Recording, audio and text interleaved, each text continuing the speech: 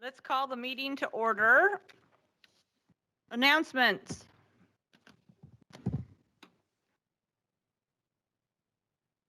You're not on.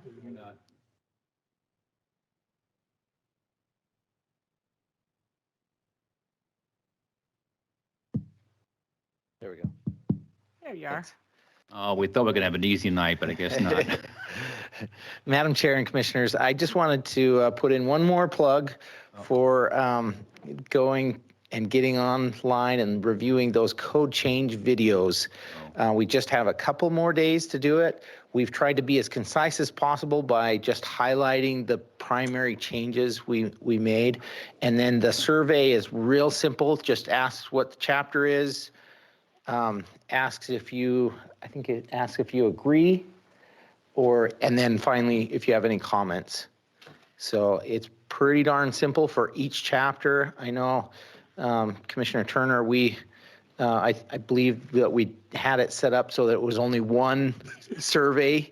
So we've changed that now. It should be working just fine. Oh, no, I just sent her all my things and said I'm done. Which is fine too. That's whatever way you want to get us that information is great. Because I did actually try to go back in and do it again with the new link, and it still kept telling me but she said you gotta go down to find it, but I was like, okay, yeah, whatever way you want to get your communication to us is fine. So. How about in person? Yes, you could do it in person, yes. Okay. And we will be holding that meeting on June 3rd. And you're welcome to attend at our office. We'll set up the MS Teams meeting there. So you can absolutely come, anybody can come to our office and just join us in that conference room. Okay. So that is 11 to 1. So we're doing it from 11. Lunch though, right? We are not serving lunch because everybody else is going to be at their own home or work or whatever. So, okay, thanks. Okay, approval of minutes. Make a motion to approve the minutes as written. Did you hear that? Okay, motion by Steve, seconded by Ron to approve the minutes. All those in favor? Aye. I heard Michelle. All right. Okay, the minutes are approved. Report on council actions. Do we have our councilman online? Look like it. Doesn't look like it. So I'll report on the public hearings. Sunnyvale West subdivision was an annexation that it was continued to the May 17th meeting. City Council was still concerned about this House bill that's happening that will affect our property tax revenue for the city. And so they postponed that one to May 17th. The next one was a variance. Those don't go to you, so I'll skip the next two. Zoning map amendment from RP to RML, and then the subdivision short plat for Mercy Creek number 2 was approved. So that, I think, covers all the public hearings. Okay, thank you. Okay, business item number 1, Miss Christie.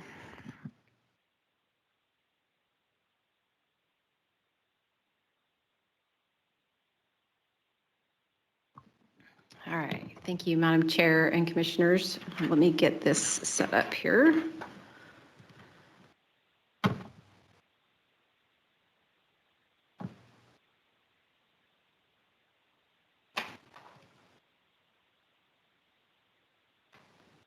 Okay. So the action requested from you tonight is the approval or denial of the final plat for Southern Ridge Subdivision number 9. The project is located north of Locust Road and east of Southside Boulevard. It is located inside the city limits and is zoned RS6. It's completely surrounded by existing and future phases of the Southern Ridge subdivision. The preliminary plat for this project was approved in March of 2014. Phases 1 through 6 have recorded. Phase 7 was approved in February of 2020, and Phase 8 was approved in March of 2021. So the project itself proposes 47 buildable lots, single family, with 2 common lots on 10.84 acres. The findings in this case are that it is located within the city limits. It's zoned RS6. It conforms to the approved preliminary plat layout, and it conforms to the applicable subdivision and zoning standards for Nampa. There were no other comments or department comments or questions received since you guys received your staff reports, and staff would recommend, staff feels that it is appropriate for you to recommend approval to City Council for Southern Ridge Subdivision number 9. I will stand for any questions. Any questions for Christy?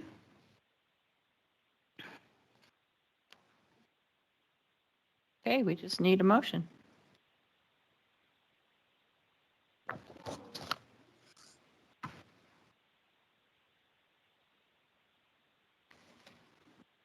Don't everybody speak at once. Madam Chair, I'll make the motion that we approve the subdivision final plat for Southern Ridge 9 in an RS6 zoning district for 47 single-family lots and 2 common lots for Kent Brown representing Southern Ridge Properties with all conditions of staff. Second. Okay, motion by Ron, seconded by Tom. All those in favor? Aye. Any opposed? Okay. Business item number 2. Madam Chair, Yes. Councilman Haverfield is online now, if you would like to get an update on council items. If you want, yeah. Rodney gave a report, but he can certainly.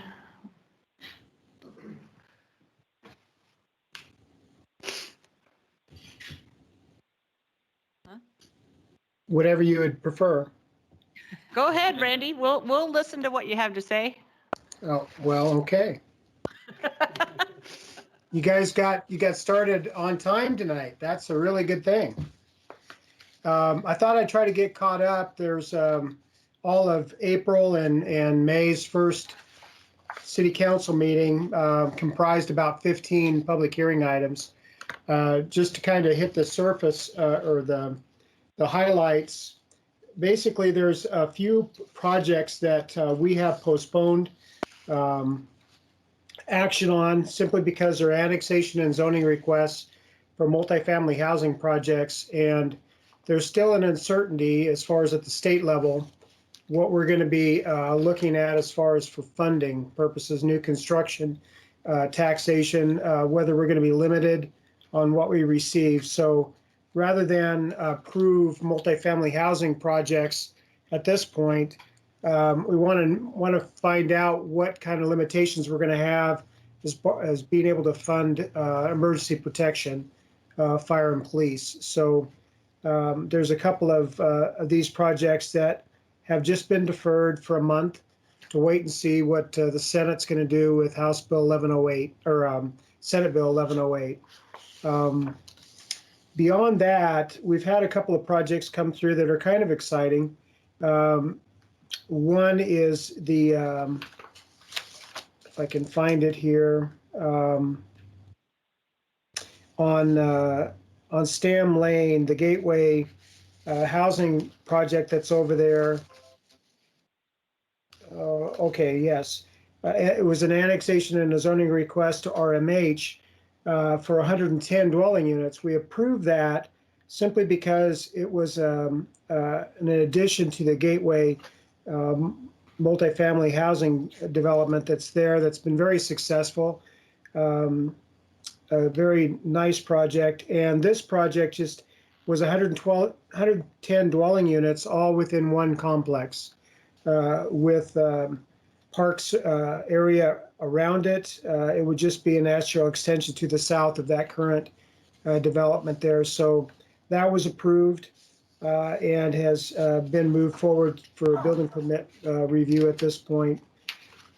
And then, like I say, there's a couple of projects, annexation and zoning requests for 93 single-family residential lots. That's been deferred till, I think, this next hearing that we'll have in May. And I don't know if Rodney brought you up to speed on that project, but beyond that, it's there was one other project that I think of note. The intersection of, it's a gateway district on Franklin Road at Star Road. It came before us as far as with the development agreement modification request. It's the northeast or northwest corner of that intersection. They would like to develop, change the Gateway Business District to an IP industrial park. So I think the potential there, that we saw some plans for some really nice projects that might go in there that would be work opportunities, industrial growth that we need. So with that, I really I appreciate your allowing me to be late, but give you a brief update. And if you have any questions for me, I'm here. If not, you can ask Matt, and he can bring it to the office tomorrow for me. Any questions for Randy? Okay, thank you very much, sir. Have a good evening. You too. Okay, Christy, now public hearing or business item number 2. Okay. Having dueling fingers. Okay. Thank you, Madam Chair and Commissioners. This action requested from you this evening is approval or denial of the appeal of a condition of approval by the Nampa Design Review Committee in regards to the mechanical unit screening on the roofs of the proposed and existing school buildings located at 515 and 525 North Broadmoor for the Idaho Arts Charter School, in a decision letter that was dated February 29th, 2021. So the item to be appealed, or what is being requested, is condition number 1 that states that all roof-mounted mechanical units must be screened from all visible approaches in the proposed structure. Mechanical units are to be screened for the existing building in a similar manner. A little bit of history on the project. A few years back, the Idaho Arts Charter School was approved. As per our code, there is a screening requirement, but it wasn't shown on the plans and it really wasn't addressed. And then the school was built, and so the mechanical units show, which does not meet code. So when we came in with the proposed building, we requested that they follow code and that they screen those mechanical units. So the applicant's stated grounds for appeal is currently the existing mechanical units meet standards. They are not visible from surrounding elevations. They are only visible from an elevation that is higher than the building. If screening is required, then mechanical units will require visible vents, as code requires the vents to be above the screens. So for the record, staff is not advocating one way or the other. Ultimately, the decision is up to you based on our discussion this evening.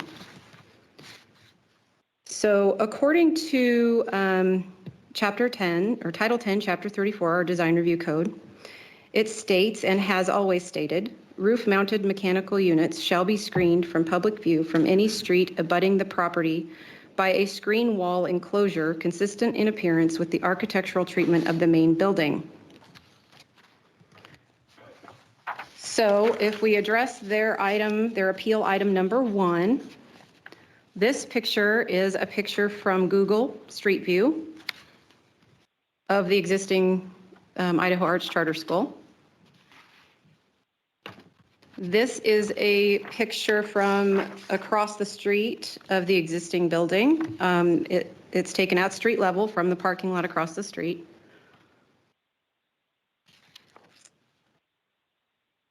And then, so that was in reference to the existing structure. And then in regards to number 2,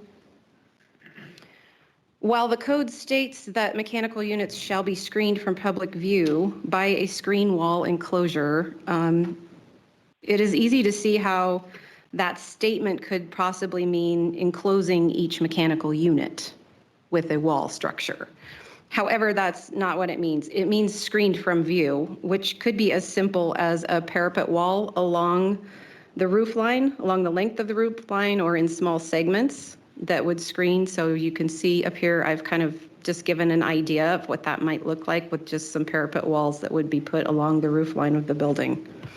If that were to happen, it wouldn't affect the mechanical units or their functionality.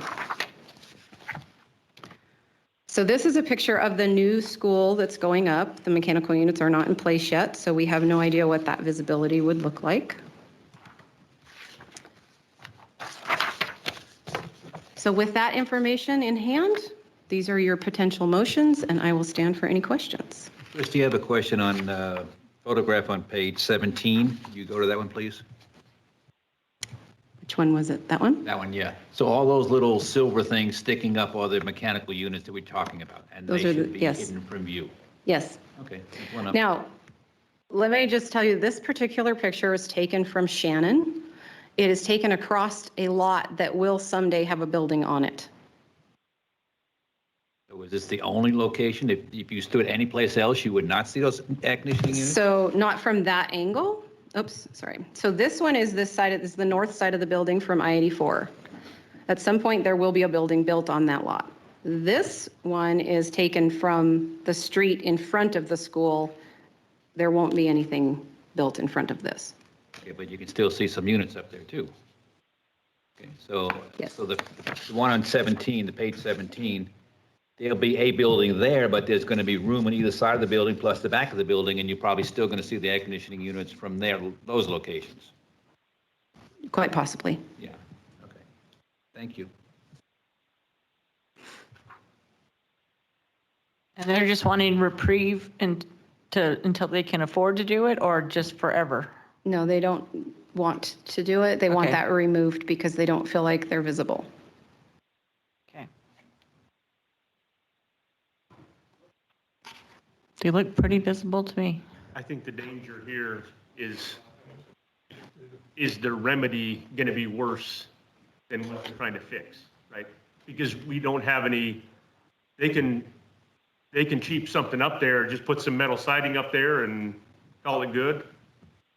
I mean, that's what I worry about is, you know, are they going to come in because we're trying to force them to do something after the fact, and they're going to want to do it as cheaply as possible because they obviously don't have the money in the budget now because the project's built. So, Would the screening still have to meet the design review and the type It would of have to match the building, some element on the building.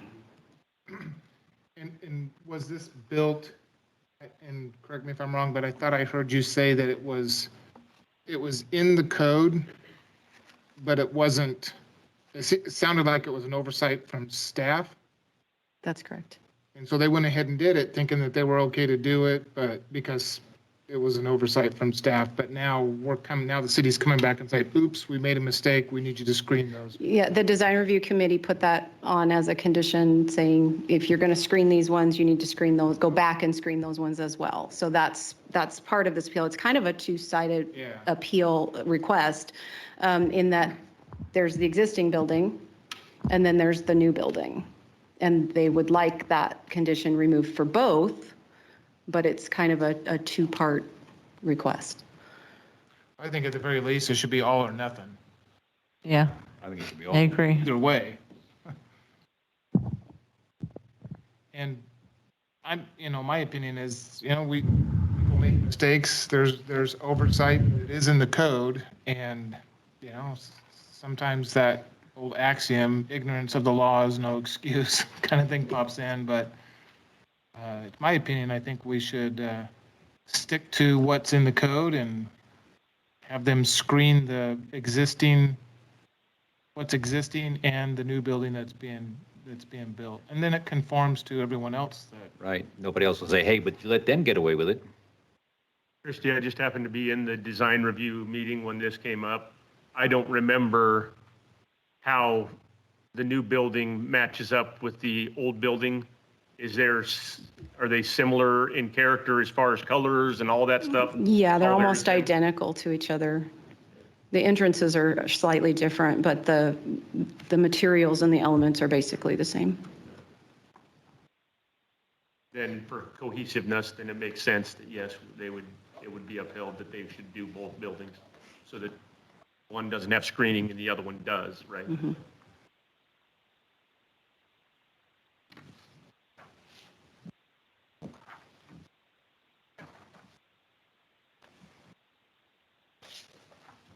Somebody want to make a motion? You want to put it back up there, Kristen?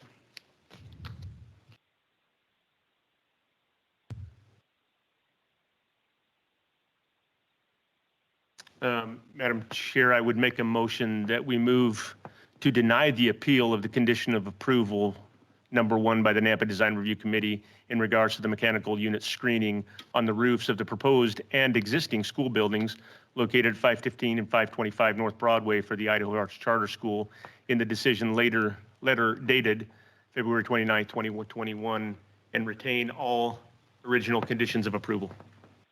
Second. Okay, Jeff, second? Okay. All right, all those in favor? Aye. Any opposed? Okay, appeal is denied. Or business item number 3.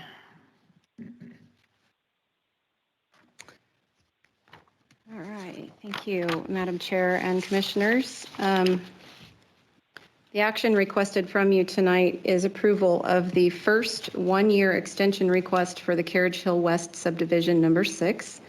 The project is located north of West Iowa Avenue and east of Midway Avenue. The preliminary plat was approved in November of 2018. Get this up here. And various other phases have been approved and recorded up until the end of 2020.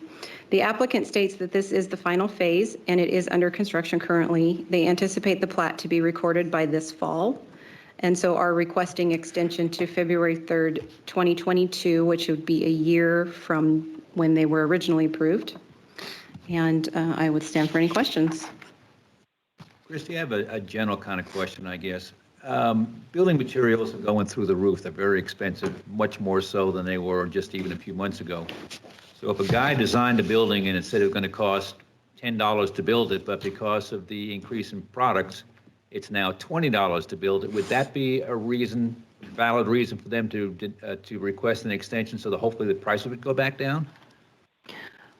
On future projects, that's not the case in this one, know. but yeah, in future projects, I think that could be a valid reason. Okay. I'm just curious. It's happening, and I can imagine the builders are all saying, "Wait a minute, this is going to cost me way more than I thought." Right. Yeah. No, I think that would be understandable. Okay. Thank you.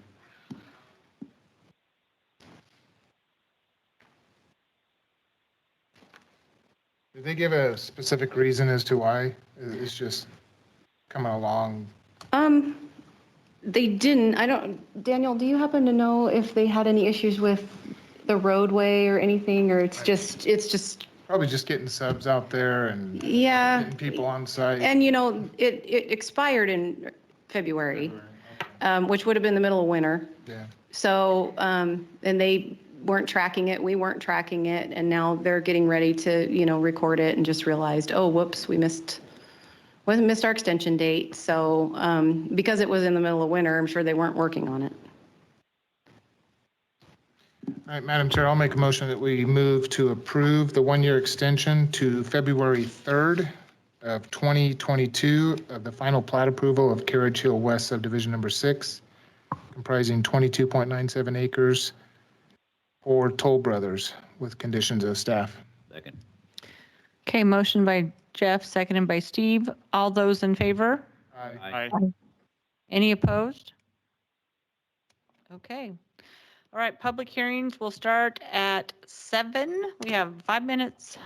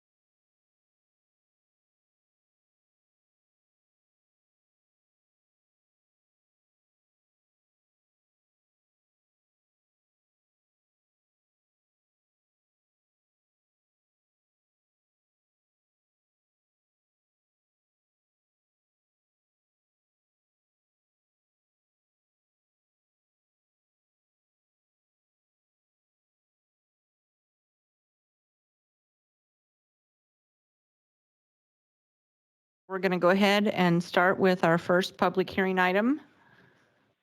Do we have the applicant here?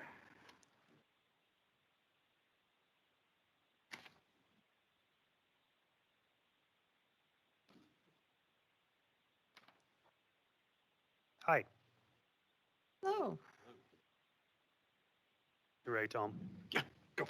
My name is Blake Wolf. I live at 843 West Horizon Way here in Nampa. What I'm bringing you guys tonight is a multifamily apartment project in a business commercial zoning, which is allowable through a CUP. This area is right to the south property line of Columbia High, which is to the north. The east boundary is the access road to Columbia High off Amity. And then the west boundary is the, I guess, the Crossroads Community Church kind of office park development that has a daycare. My project, which was up there originally, is they look like townhomes. You should have pictures of them in your packet. There we go. They are roughly 1,260 square feet, 3-bedroom, 2.5 bath, 2-car garage. They will have full landscape backyards. You can see the fronts will just have a mainly driveway with a tree in them. They will look like townhomes. You drive by and say that's a townhome project. You wouldn't say, oh, that looks like apartments. It is technically, but because it's all on one lot. This parcel was obtained by my client in early 2000, and it's just been sitting vacant with a potential like concept of a little strip mall, and nobody's really taken them up on it. And so we came up with this idea.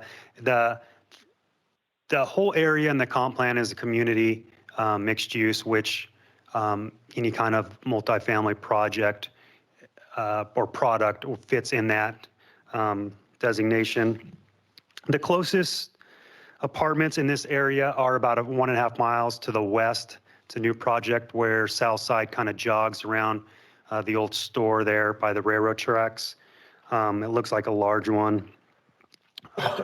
The project has got a buffer from residential housing. It's got the school to the north, the commercial, residential professional on the west, and then commercial on the east.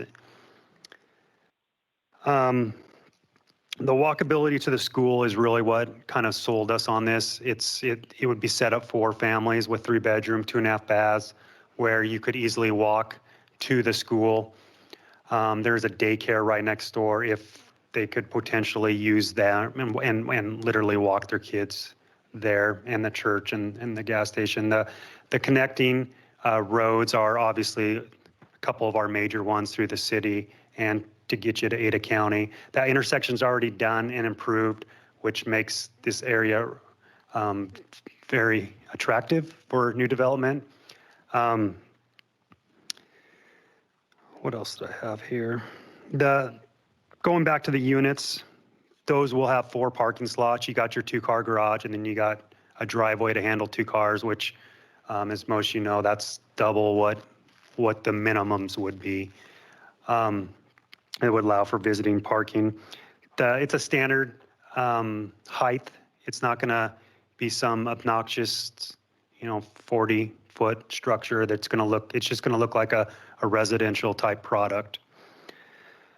It is a concept. We put the maximum amount of this unit on this 4 acres. So there wouldn't be more than that. Most likely it'll be less once you factor in storm drain and those things that take up space. It's the roads and widths and the lengths are all set up for fire truck, and the dumpster locations for access. I think that is everything. And I'll stand for questions. Do you have any idea, Blake, what's going across the street on that corner? I heard a little that it's going to be Commercial.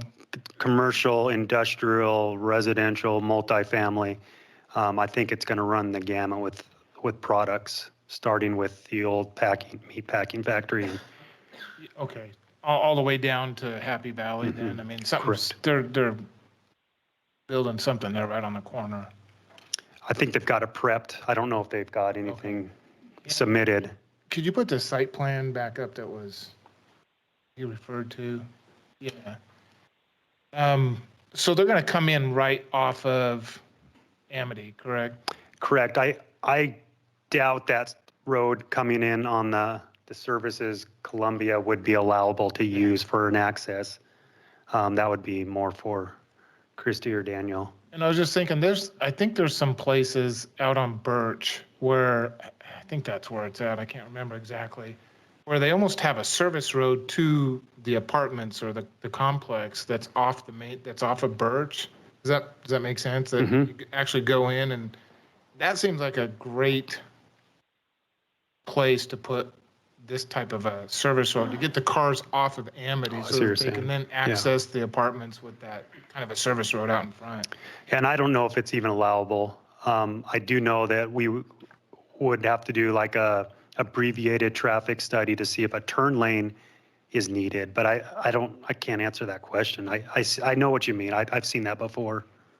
But well, I guess what I'm asking is that with your site plan that you have here, and it could change, would that be something that could be considered to maybe get the traffic off that? Because that Amity Road does back up.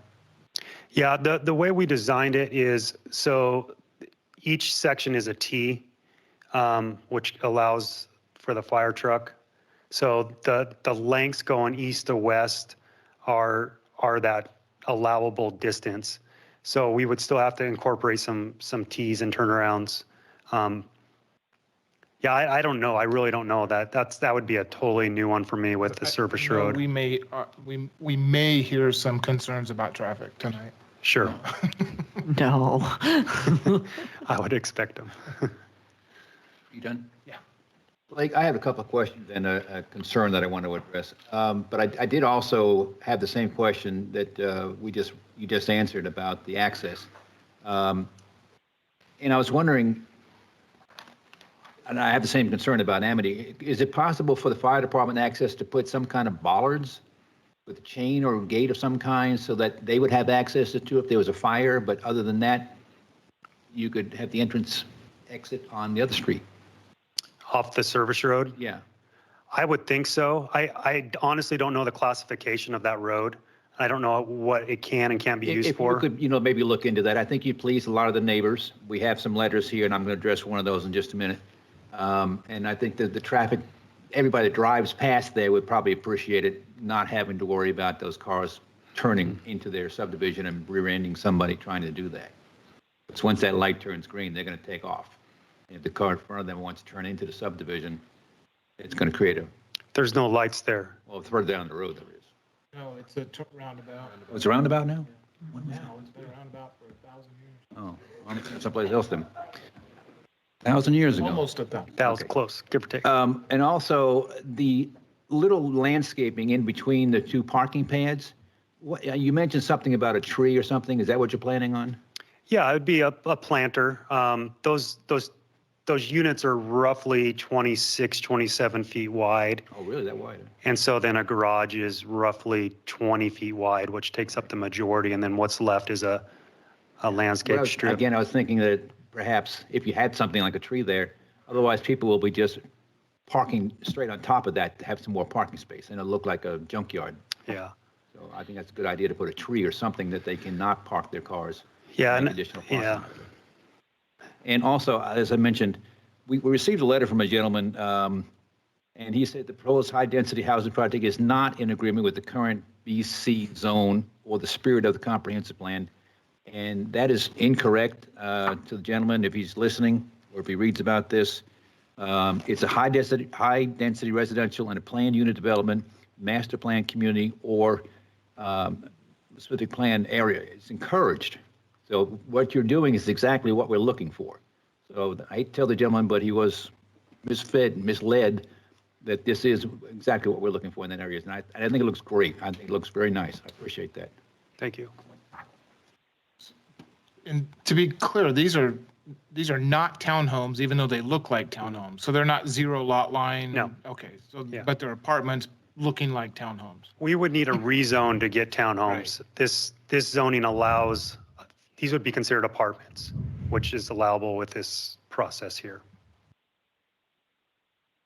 Okay, we'll probably have some questions for you at the end. Thank you.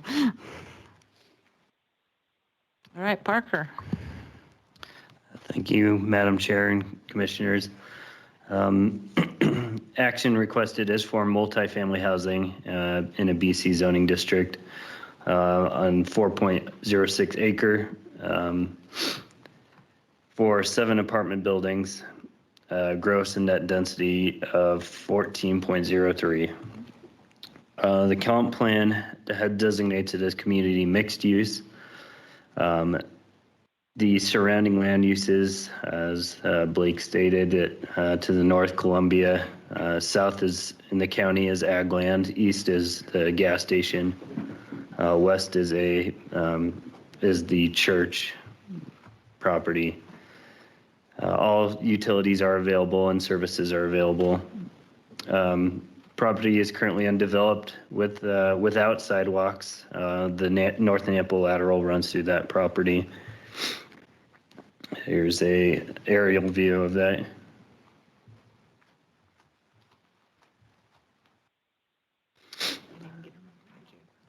(10.3.2) is our schedule, a table of uses.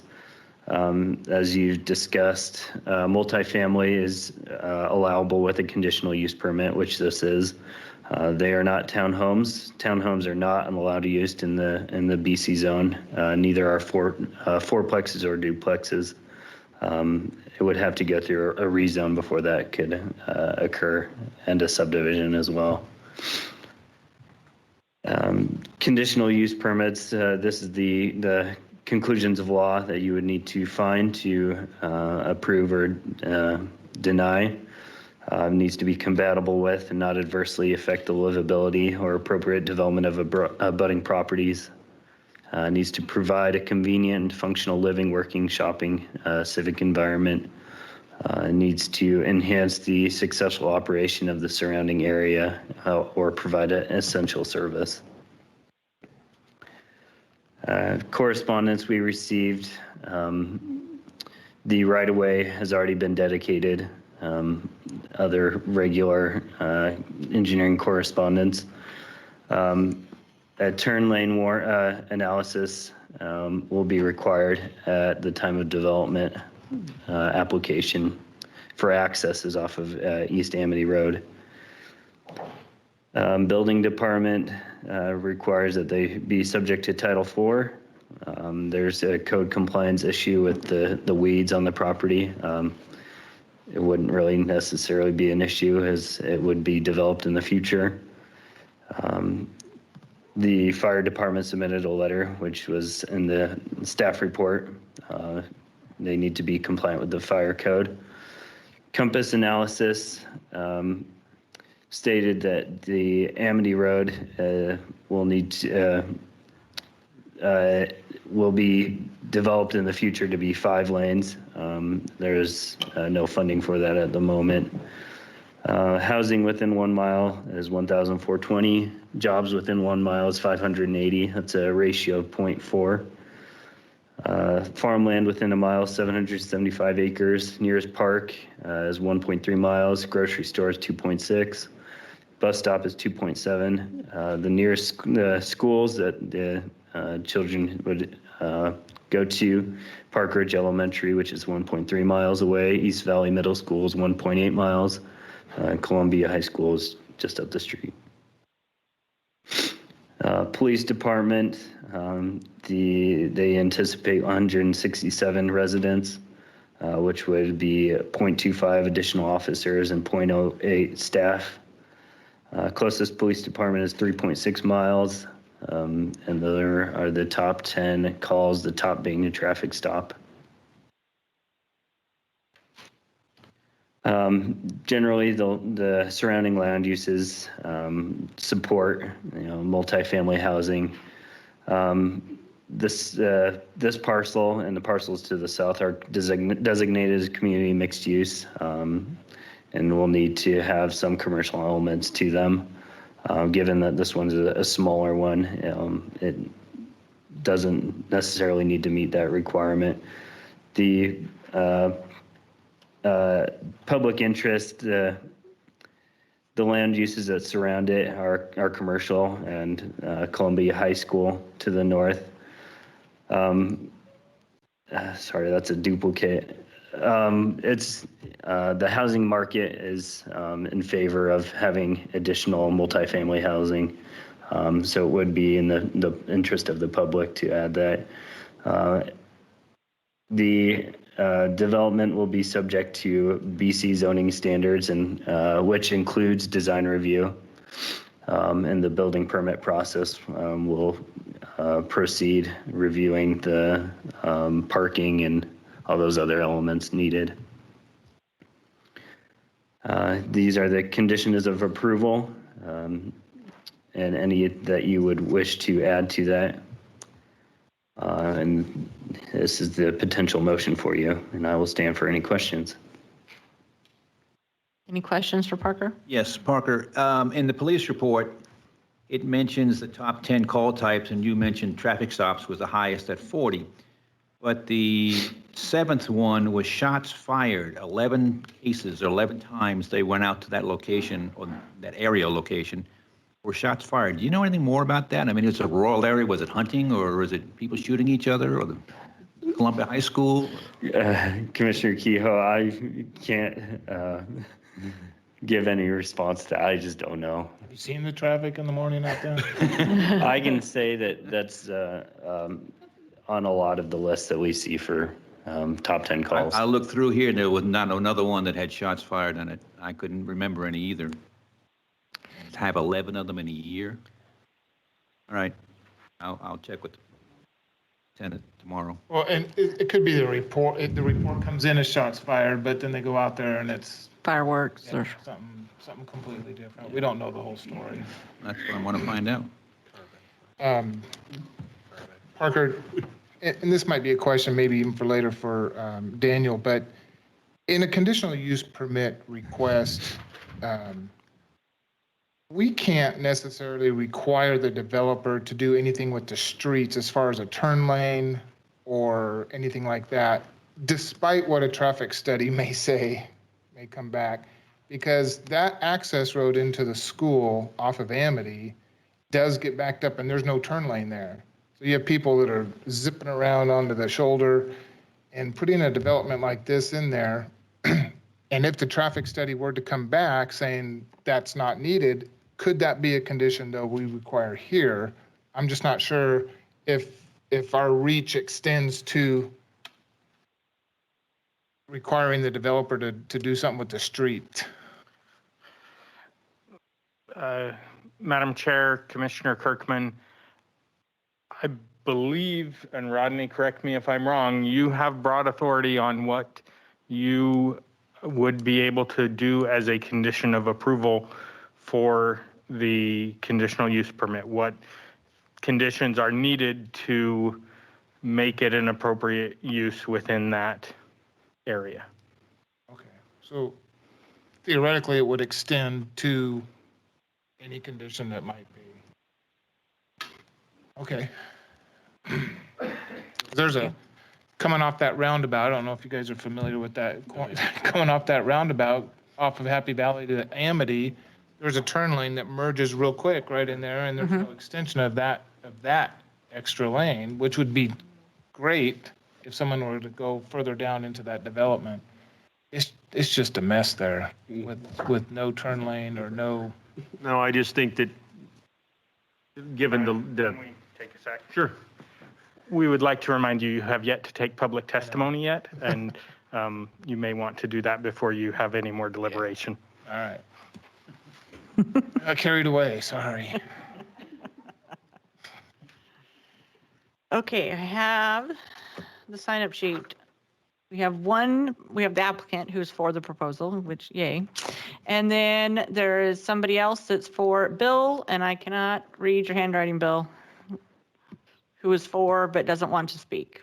So there's nobody else signed up for, against, or undecided for this. Is there anybody present that would like to speak on this? Is there anybody? Anything I just said. You can't comment on anything I just said. You need to come up to the. If you want to give public testimony, you have to come up, give us. Yes, you still have to come up to the microphone and give us your name and address for the record, and then you can ask your question and we'll get it answered. It's on TV, and then you get some TV time in, you know. Teresa Drive, what's the answer? Yes or no? I mean, you said a lot of things up there, but what's the brass tacks? Yes or no? Can the city require that turn lane in there or not? It gives us leeway to put conditions upon this. So we as a body can discuss that and put that in the conditional use permit if we see that it's warranted. So the answer is yes. Okay. Okay. We need a, That's all. we need a name and address for him. He did it at the beginning. Did you get it, Karen? No? I did. So is there anybody online that wants to testify? Okay. I would entertain him. Well, want to get the applicant up here again? Do you guys have questions for him or? Sure. Take questions. I can't answer what. I know, that's why I'm not asking. So if you're talking about a turn lane, you're talking heading westbound off the roundabout, correct? I'm talking both ways. A turn lane, a center lane. That where you could turn headed west and east into that subdivision. Because if you got cars coming off of Happy Valley, Turn Bay is what he's talking about. a turn bay or a turn bay off of Amity going from Happy Valley, you're going to back up a bunch of cars turning into that lane or turning into that development. Coming the other way towards Happy Valley, going east on Amity, you've got all that traffic going into that school access road. That's because that's student parking. That's where they all go, is right in the back of the school there. And if you have people coming out or coming into that development, it's a 2-lane road. There's no turn bay, there's no turn lane, there's nothing there. Right. And I don't know, I mean, even if a traffic study is required, I don't know yet, but if it comes back that one is not required, that's my question, whether we can make that a condition. So basically, you're talking about continuing that right lane and adding Yeah. a left turn lane. Could you put that picture up of that aerial of that area, that intersection? And you already kind of have a left turn lane start there. Yeah. So that turn lane ends right where the property begins, coming west on Amity from Happy Valley. And it's basically a merge lane. It's not even a turn lane. It's just a merge lane. Yeah. So if there's any way that could be extended to where that could be utilized for those that live in that development, at least get them out of the flow of traffic, because that'll back up that. I'm Roundabout. sorry, I drive it every day, so I'm really. Me too. I'm with you. And I know that there's concern about traffic, and then whatever is going on that corner is going to add to the congestion also at that. Commissioner Kirkman, if I might, would a condition that, we've placed a condition that he would need to do a turn lane warrant analysis at the approach for their development. Going east? A turn lane warrant, Okay. regardless. It'll be a turn lane warrant. It sounds to me like you're asking for a turn lane warrant analysis at the school entrance as well. Is that, am I? My question is, if it comes back where it's not warranted after the study is done, there's no turn lane. Bill, I think what Jeff's is talking about too is a left turn lane on Amity, but then to continue that one lane that comes around and stops right at the entrance of the school and bring that all the way down So it doesn't dead end there. You're trying to merge traffic to the left, trying to turn plus going into, I think is kind of what you're talking about, isn't it, Jeff? Yep. Just, yeah, I mean, I don't know. I guess the traffic analysis would determine what the best way to do, but nonetheless, have some type of capacity there to get cars into that development without backing up traffic on Amity both ways, in and out. Could it not also be that, because the site plan's showing 2 entrances, right? Couldn't it be that you could just as easily probably do it right in and right out and completely eliminate that left-hand problem? What if you don't want to go in that direction? You could Yeah, then you go around. Yeah, I mean, it'd be a pain, but that would be, I think that my concern would be that we're trying to dictate traffic stuff, which is not our forte, right? And so if we're trying to tell them, hey, put the turn lane in there, just unilaterally saying that, as opposed to just trusting that the engineering department is going to do their due diligence, and when this comes before them as an actual plan, as opposed to a concept, then they'll be able to work with the city to figure out how best to mitigate the traffic. And so I think a better way to do it would be to put a condition that, that the applicant work with engineering to mitigate any traffic issues, and just let the engineering department do their job, right? That's my thoughts. Yeah, and I think we're on the same thought here. My concern is if the traffic study comes back and nothing is warranted, there's no type of traffic mitigation that is warranted, then there's. Sure, but that's why I'm saying that the condition should be that the applicant work with the engineering department, so that we're using the expertise of the engineering department to come up with the best possible solution for it. And I think that's already in the. Yeah. As a condition. That's what I would think, as opposed to us just saying, hey, you need to put a turn lane in. Yeah, because we're not. Without saying, Not traffic. Yeah. I don't know what it's going to say. I just want to make sure there's something there that will mitigate traffic going both ways. Okay. Agreed. Do we have any other questions for the applicant? Because I think we need to get public hearing closed. Yeah, I'm sorry, Blake. I didn't realize you were standing there. No, I don't have any further questions. That was. Okay, thank you. All right, I would entertain a motion to close public hearing. Second. So motion by Steve, seconded by Jeff to close public hearing. All those in favor? Aye. Any opposed? Okay. Do you have? Other than the traffic issue that we're trying to figure out, I like this idea. It's buffered around, because I live in the subdivision right behind there. But this has buffering all the way around it, and you're not backing right up to a subdivision with lots and stuff. So I think it's a great, like I say, nothing's happened to it in years. So, and it's great that's less kids driving to high school because they can walk. And so I like the idea myself. So. I like the project too. It's attractive. I think it's a good project. Looks way better than apartments. Yeah, and I think there's a better location for a project like this than down the road we just had discussed. Yeah. I do have a quick question for staff, and I'm not sure who could answer this, but that access road to the school, is that owned by the Nampa School District? That part of that property? You should just keep your mic with you and your. Madam Chair, Commissioner Kirkman, up to the irrigation lateral that cuts across there, it is city right-of-way. North of the lateral is owned by the high school.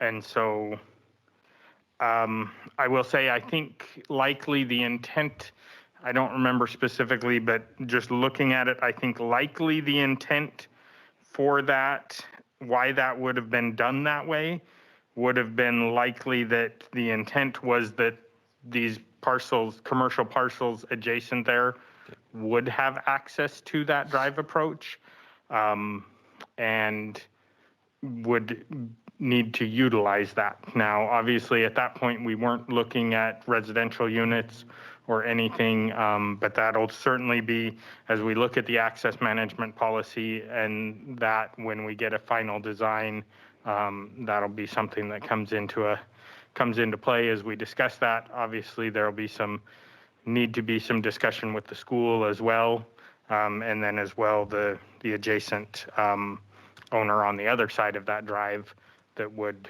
potentially future take some access there too. And that lateral is not far enough back to even consider an entrance off that, on the city side of the lateral. No, it could. Is it far enough back to maybe look at a, It could. Like halfway. oh, yeah, it looks like it's, I don't know. I usually drive that with my eyes closed, so I can't remember where the lateral is. Okay. That's all I got.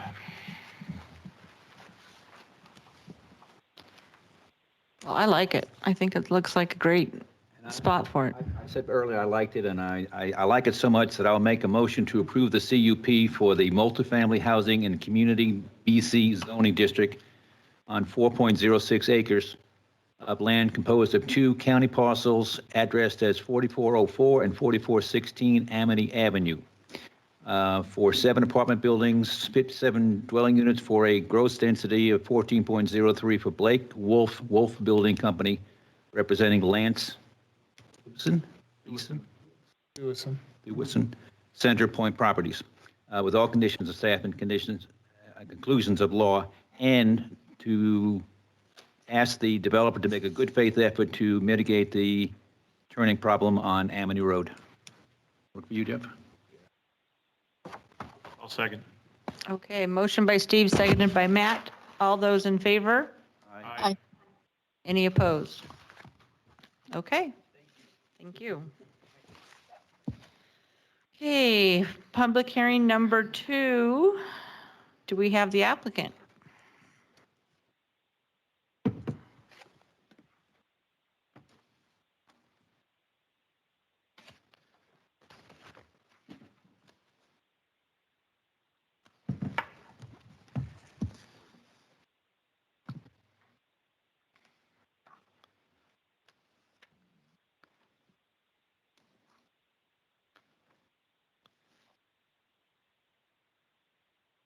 I feel like I should be on hold music. You can give us your name and address first while we wait. Madam Chair, Commissioners, Dan Lardy, Levitt Associates, 1324 First Street South, Nampa. So before you this evening to ask or request the annexation and zoning of a 23.38 acres off of Locust Grove in Nampa, and off of to the zoning of RS6. So I'm. Oh, perfect. That's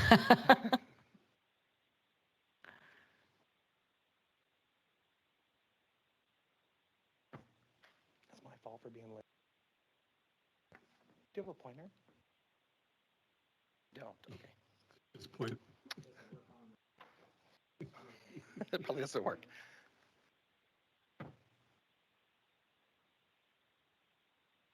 So when we get I won't have the luxury of the map that we're looking at, but so approximately 23.39 acres. The adjacent property to the north is the Islands, unit number 9, and it's RS6, which is the reason why we requested RS6. The parcel is currently zoned rural residential. The property adjacent to the west is rural residential also, and then there's some north property that is rural residential also. The parcels to the west they average about a half acre. So in our proposal, we've actually are proposing that we offer some buffer lots there. So we have a roadway, Shane Lane, that runs along that side. It's not up there yet, I'm sorry. So that's the reason why we're requesting the extension of that. RS6 is zoned or is medium density up to 7.268 units per acres.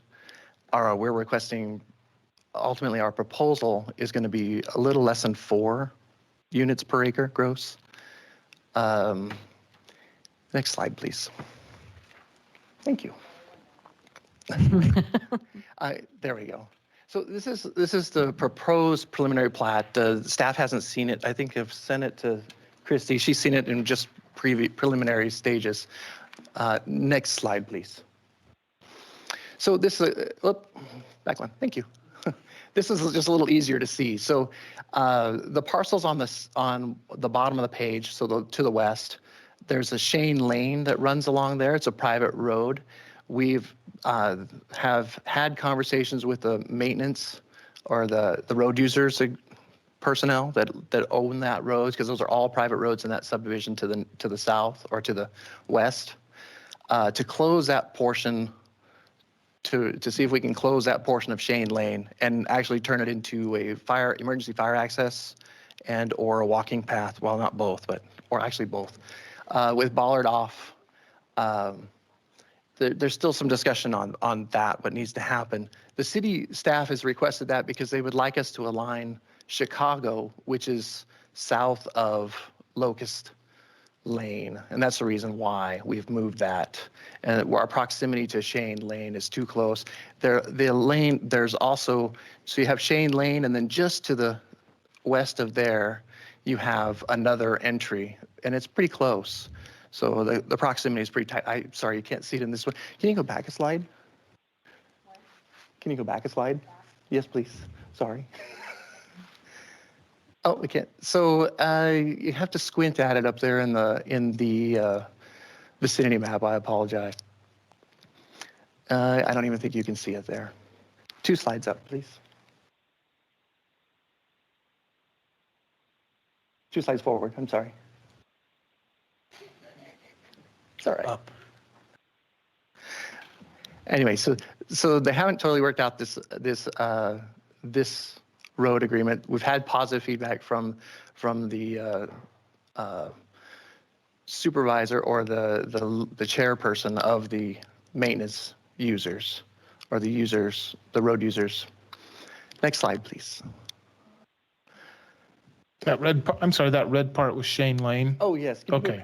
Yes, that is Shane Lane, and I'm looking at it different, but I just wanted to make sure that we're on this, that we're looking at the same thing. okay. Okay. So, and again, it is a private road. So along that west boundary there, and this is a hard slide to see, but our proposal is to provide some larger lots to buffer the neighbors to the west, and then internal, along with a connection out to the Stoddard Pathway on the northeast, and then we'll be extending, or we are requesting extension of a sewer main coming down the Stoddard Pathway and coming in through that northern common lot for service.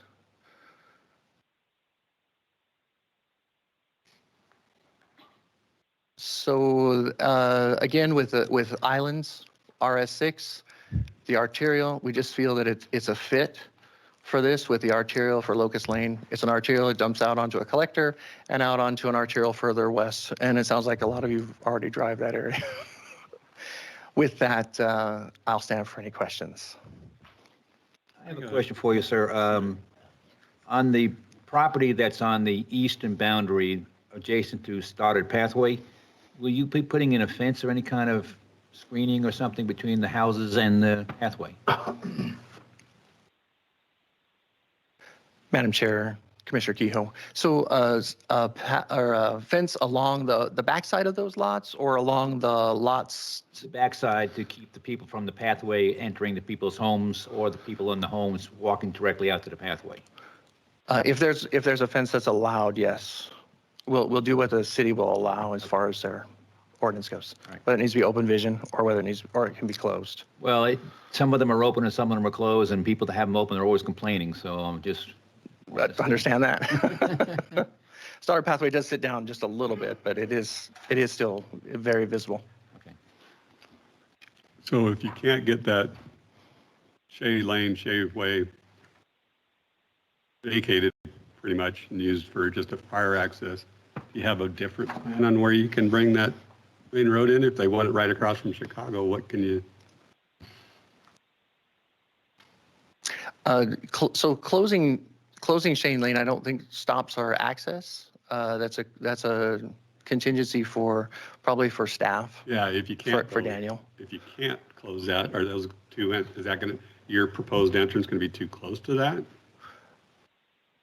It will be. You are correct. According to Highway District standards, and I believe Daniel could probably answer that fairly short order.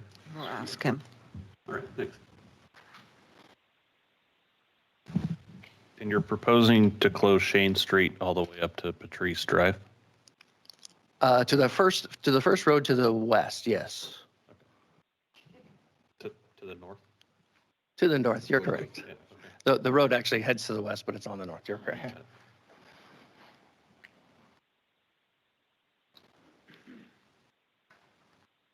Okay, All right, thank you. thank you. All right, Rodney.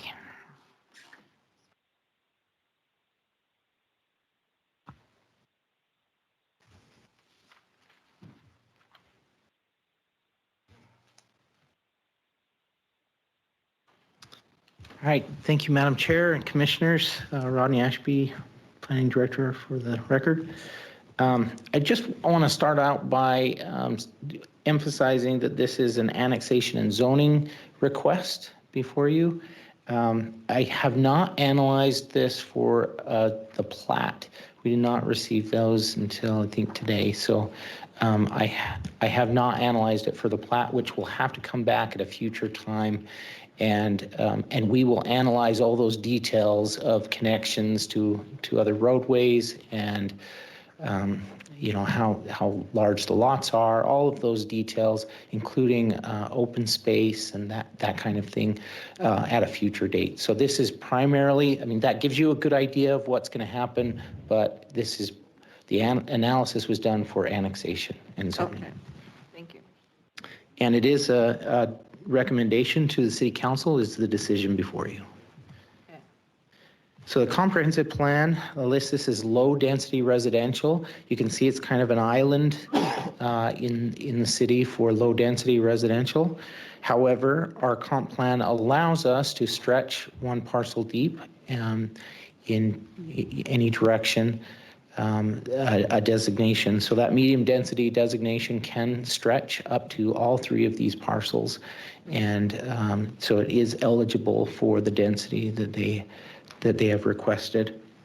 The proposed zoning is RS6, single-family residential on 23 acres and currently zoned rural residential in the county.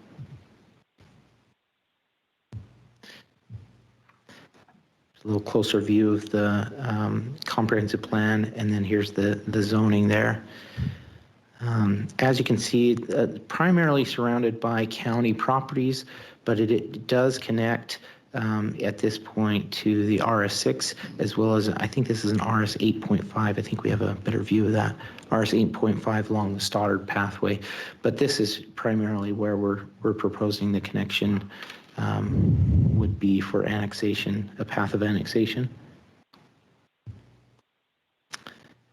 Okay, so I've already spoken about the surrounding land uses. The public utilities are in your staff report and will need to be brought to the property and through the property.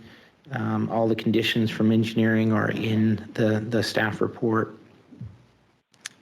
This was just a rough plat layout at the time that we received this.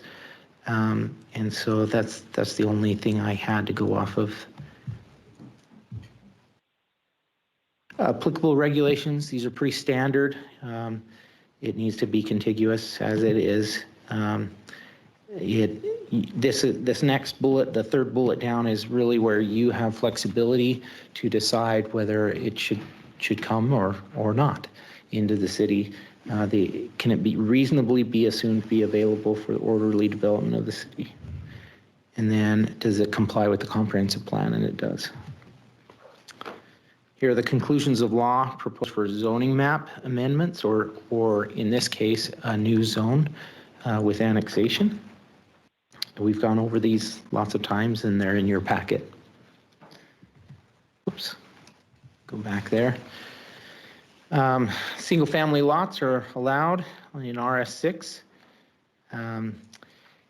This is a description of what's intended in the R6 zone. And then finally, a few details for maximum number of dwelling units per acre, the required property area, required property width, required mean property depth, and the required street frontage. And these, again, a lot of these will be analyzed at plat process. Here are the Nampa Engineering Division comments. I'm happy to go over them, but maybe one thing that I'd like to pop out here and discuss is the city's bicycle and pedestrian master plan reflects a 10-foot side path to be constructed along East Locust Lane, but the specific side of the road is undefined and there's no clear ideal location due to the many rural parcels in this area. That's a concern. It does only connect with Locust Lane in a relatively short space, so that is a consideration you'll have to discuss or decide on. CenturyLink comments are there. These are all in your packet. I'm not going to go over too much here. However, there were some violations for Nampa code enforcement, and I've listed those there and in your packet. And it would just be proposed that maybe a condition of approval be that those things be taken care of before construction, or what they requested was as a condition of approval for the CUP. However, a lot of times we've typically put that on to before a building permit would be issued, so the construction wouldn't start until that occurs. Again, the planning process still has to happen, so that could be another condition that you could place on it if you wanted to. And then we had some public correspondence.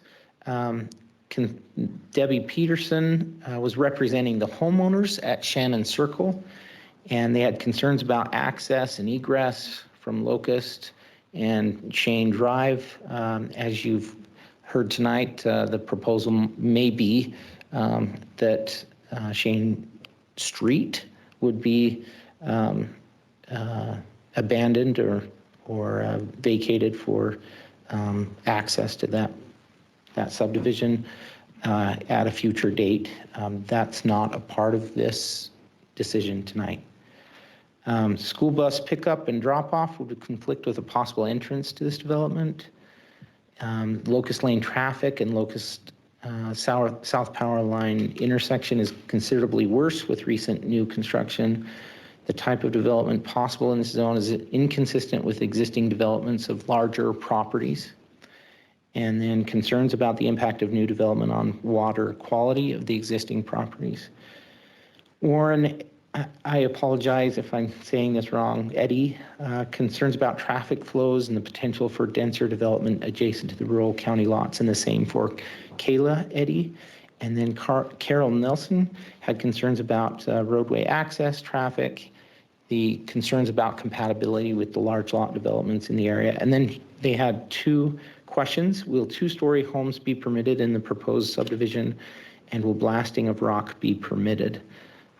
I don't know if those are necessary. I have no idea. Maybe that's a question for the applicant on this situation. Here are the proposed or potential conditions of approval. And on the screen is a potential motion to either deny or approve the application. And I would stand for questions. Any questions for Rodney? I do, Rodney. On the zoning contiguous with city property, existing zones, that's a really small portion of that zone north of the property. Mm-hmm. Is there any, I mean, in the Stoddard pathway is city property too.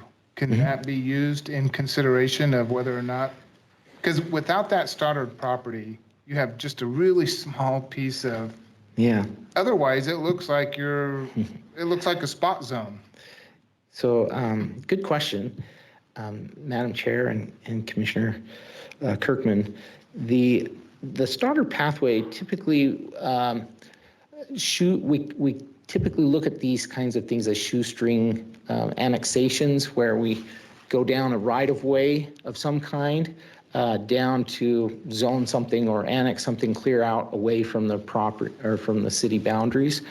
And so I'm not sure how the courts have ruled for pathways.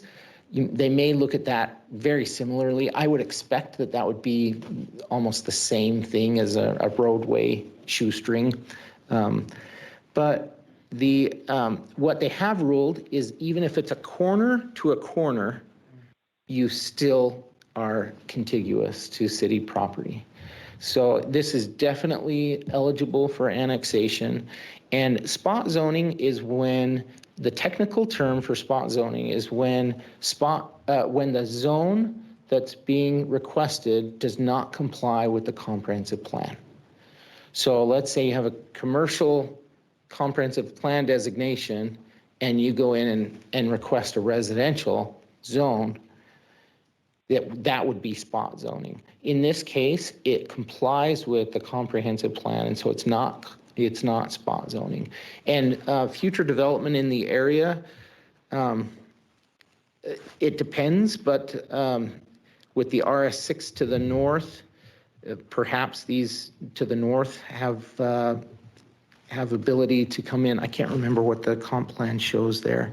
Oh, that's even low density. However, you can see there, it's even medium density to the north. So even those properties to the north could have a good case for coming in for RS6 or RS7, the medium density rather than the low density, because the comprehensive plan can stretch to those properties and they're contiguous to that zone. Any other questions for Rodney? Hey, Daniel, you want to get me sign-up sheets, please?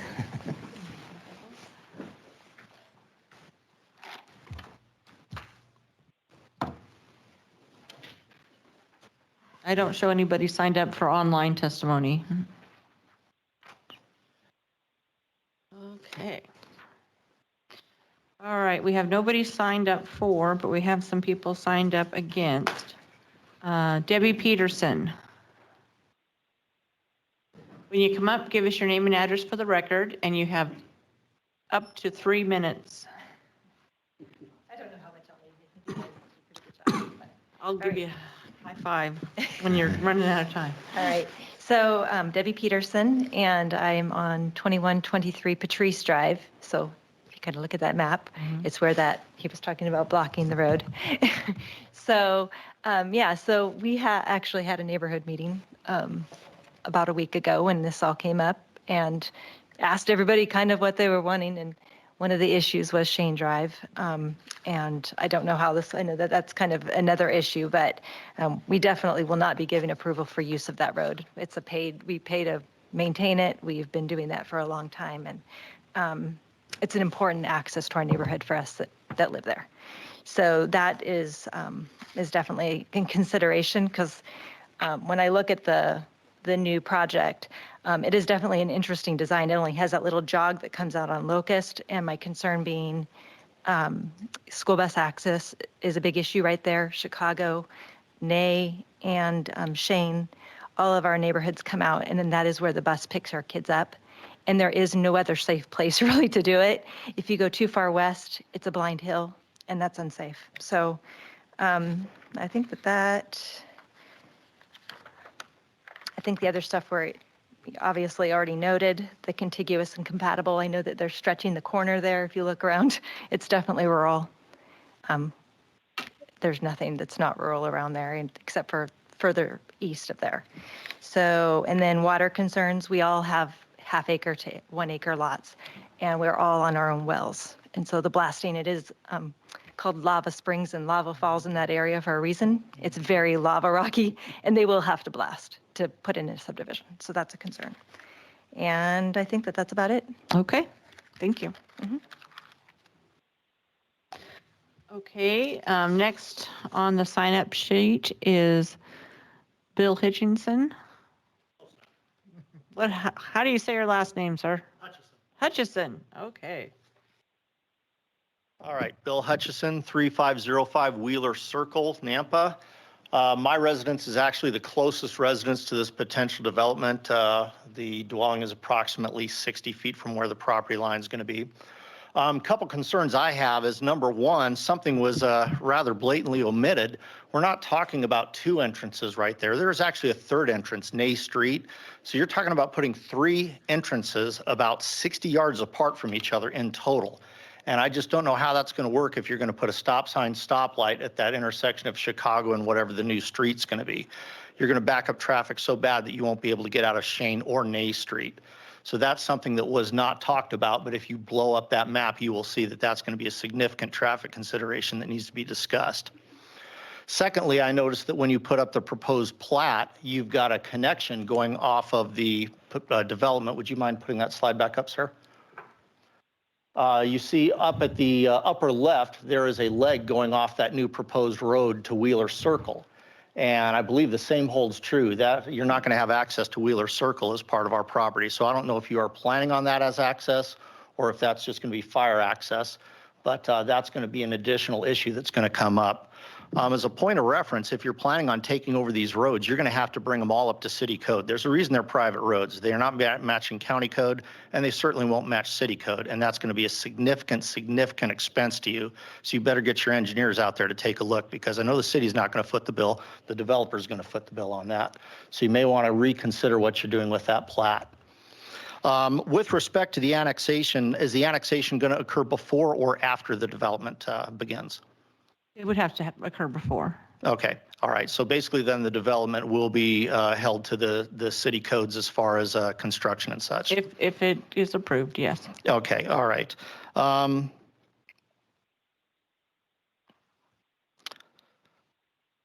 Any estimate, and I realize this may not be the venue for that, it may be a different meeting, any idea when the development is going to be starting?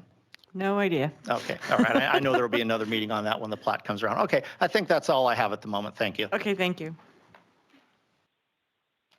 Okay, Leola Stout? May I say a couple of words? Are you Leola Stout? Yes, I am. Yep. You said no, but we always give you the chance to change your mind and say yes. So give us your name and address. Leola Stout, 2124 Patrice Drive, Nampa, Idaho. I am the president for the Shannon Circle Subdivision Road Users Association. I have been in conversations with Nick Barnes. He had discussed something about Shane, and I said, no, I would love to have Shane improved, but we as homeowners in that private subdivision own that road. Our Road Users Association was set up as such.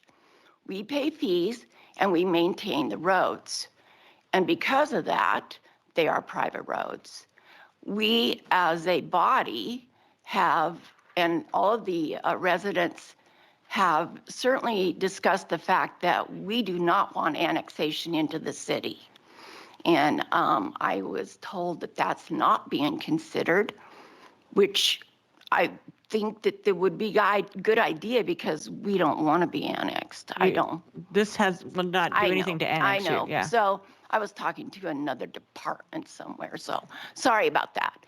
But in my conversations with Mr. Barnes, he did not indicate at any time that he thought or would include Shane Street with this subdivision. So honestly, our whole subdivision will not go for the closing off of our private road for them to be able to use it for access. Okay. Just want to let you know that. Okay. Okay, thank you. Thank you. And then Morris Stout, you're on here as opposed. Do you want to speak? You indicated you didn't, but you certainly can. Same address, same spot, 2124 is my wife. Yeah, it's just, I would have to say to the presenters on that, transparency. You lost a large point there on transparency and when you said that in a fire lane. And so now people are, especially as we go back to our area there, are going to be more concerned than what they were. In that map there area off to the left, as Mr. Hutchinson pointed out, there's actually two separate. The Road Users Association that we control, and then there's the one for Nate Drive Okay. up there that belong to a separate group of people. But the road is not even in that's correct. consideration tonight. We're just looking at annexation and rezoning. That's it. You're right. And we realize that, so, not unopposed to it and what they're doing with it on that, but not having a great feeling that honesty is forthwith and says, here's what we're gonna do and here's how it goes on that. Sorry, 8 o'clock on that. So I'll quit and just say that. Thank you. Thank you. Okay, is there anybody else that did not sign up that would like to speak for, against, or undecided about this proposed annexation? Okay. All right, Dan, do you want to come back up and answer some questions?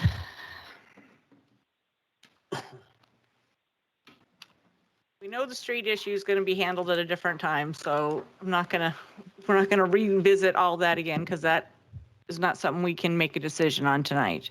Madam Chair, Commissioners, sorry, go ahead. What about blasting? Do you know? Madam Chair, blasting will probably be required. It has been required to the east of there on Lava Falls. Lava Springs, I believe they sawed, but that was, 13 years ago, 17 years ago? But they have had to blast out at Lava Springs or Lava Falls. We believe it's the same finger of lava that comes through on the upper end or the southern end of that, right around where that ditch is. Ronnie, do you have that map? So right about where you see that ditch, right where that takes a jog. Mm-hmm. Yeah, right there. Just north of there, I believe there's a nice finger of lava rock. Okay. What about two-story homes? Two-story Madam Chair, two-story homes are not denied in that area. The zoning ordinance exists for a reason, for height restrictions. Two-story homes are probably going to happen just because. Okay. School bus access. We can't even determine that until we know Madam Chair, where no. the access is going to be. That's correct. Okay. Yeah, that's up to them. Okay, those are the questions I had written down. Did you address see anything else that other than the streets? Other than the streets, no, ma'am. Okay. Anybody have any questions for the applicant before I let him sit down? Okay, thank you. Thank you, Madam Chair. Okay, I would entertain a motion to close public hearing. I have a question of staff. I can do it either now or afterwards. You can do it afterwards. Okay. So moved. Okay, so Tom made a motion I'll to second. close public hearing. Do we have a second? Second. Jeff, Second.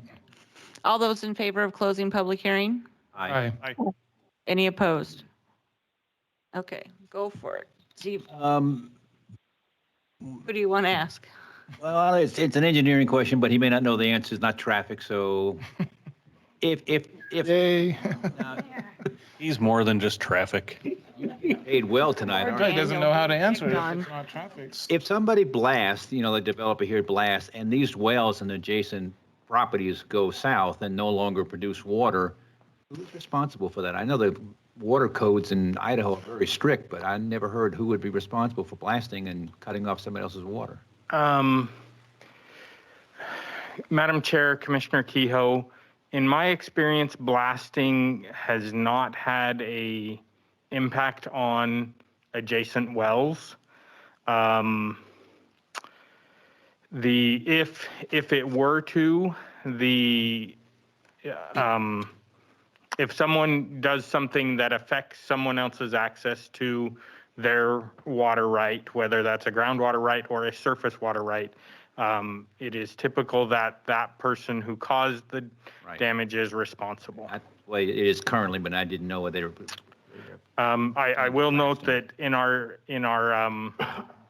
memo, we did note that Southwest District Health has had, there have been issues with the water quality in the adjacent county subdivision over the years. And they have approached the city about our ability to serve them. If this were to be developed, that would bring the water that much closer to address that issue if it ever crops up in the future again. Okay, thank you. Anybody else have any questions of staff?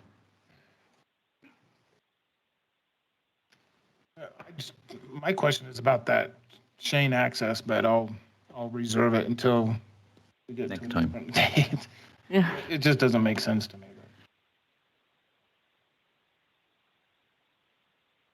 So it's a recommendation to city council. so- Madam Chair, I move to recommend approval of the annexation and zoning to RS6 zoning district for 3 county parcels, which I don't want to read all off, and for a residential subdivision to be platted for a future date, including 90 buildable lots, 3 common area at 2306 East Locust Lane, 23.39 acre portion of so on and so forth, for Sawtooth Land Acquisition LLC, with all conditions listed in the staff report.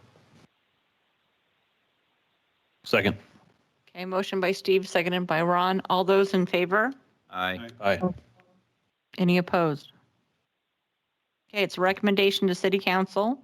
So you guys can go to city council if you want to testify again there. And then they'll make the final decision. Thank you. Okay, public hearing item number 3. Do we have the applicant here?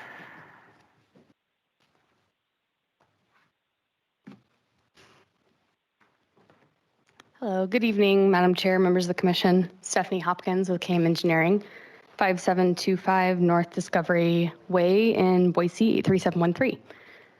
So I do have a PowerPoint. Oh, it's right there. I'll let Christy get up there. So I'm here tonight to talk to you about the Maple Leaf project. This is a property that we actually came before you last December in 2020 and received a favorable recommendation to the city council for, at the time, what was an annexation request and a preliminary plat.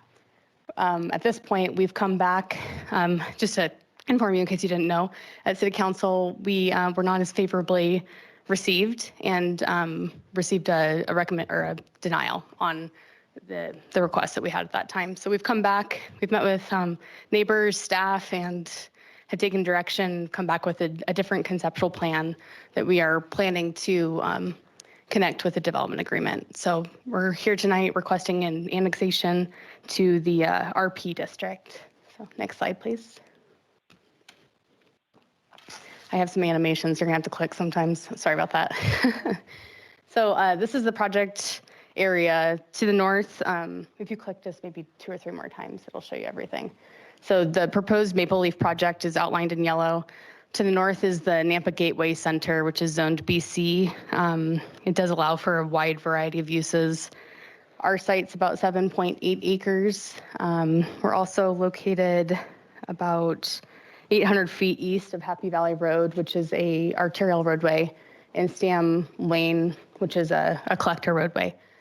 So a couple more clicks and you'll see there has been some adjacent development that's occurred recently, a multifamily development that was approved in 2020, about 480 feet, one more click, sorry, to the west.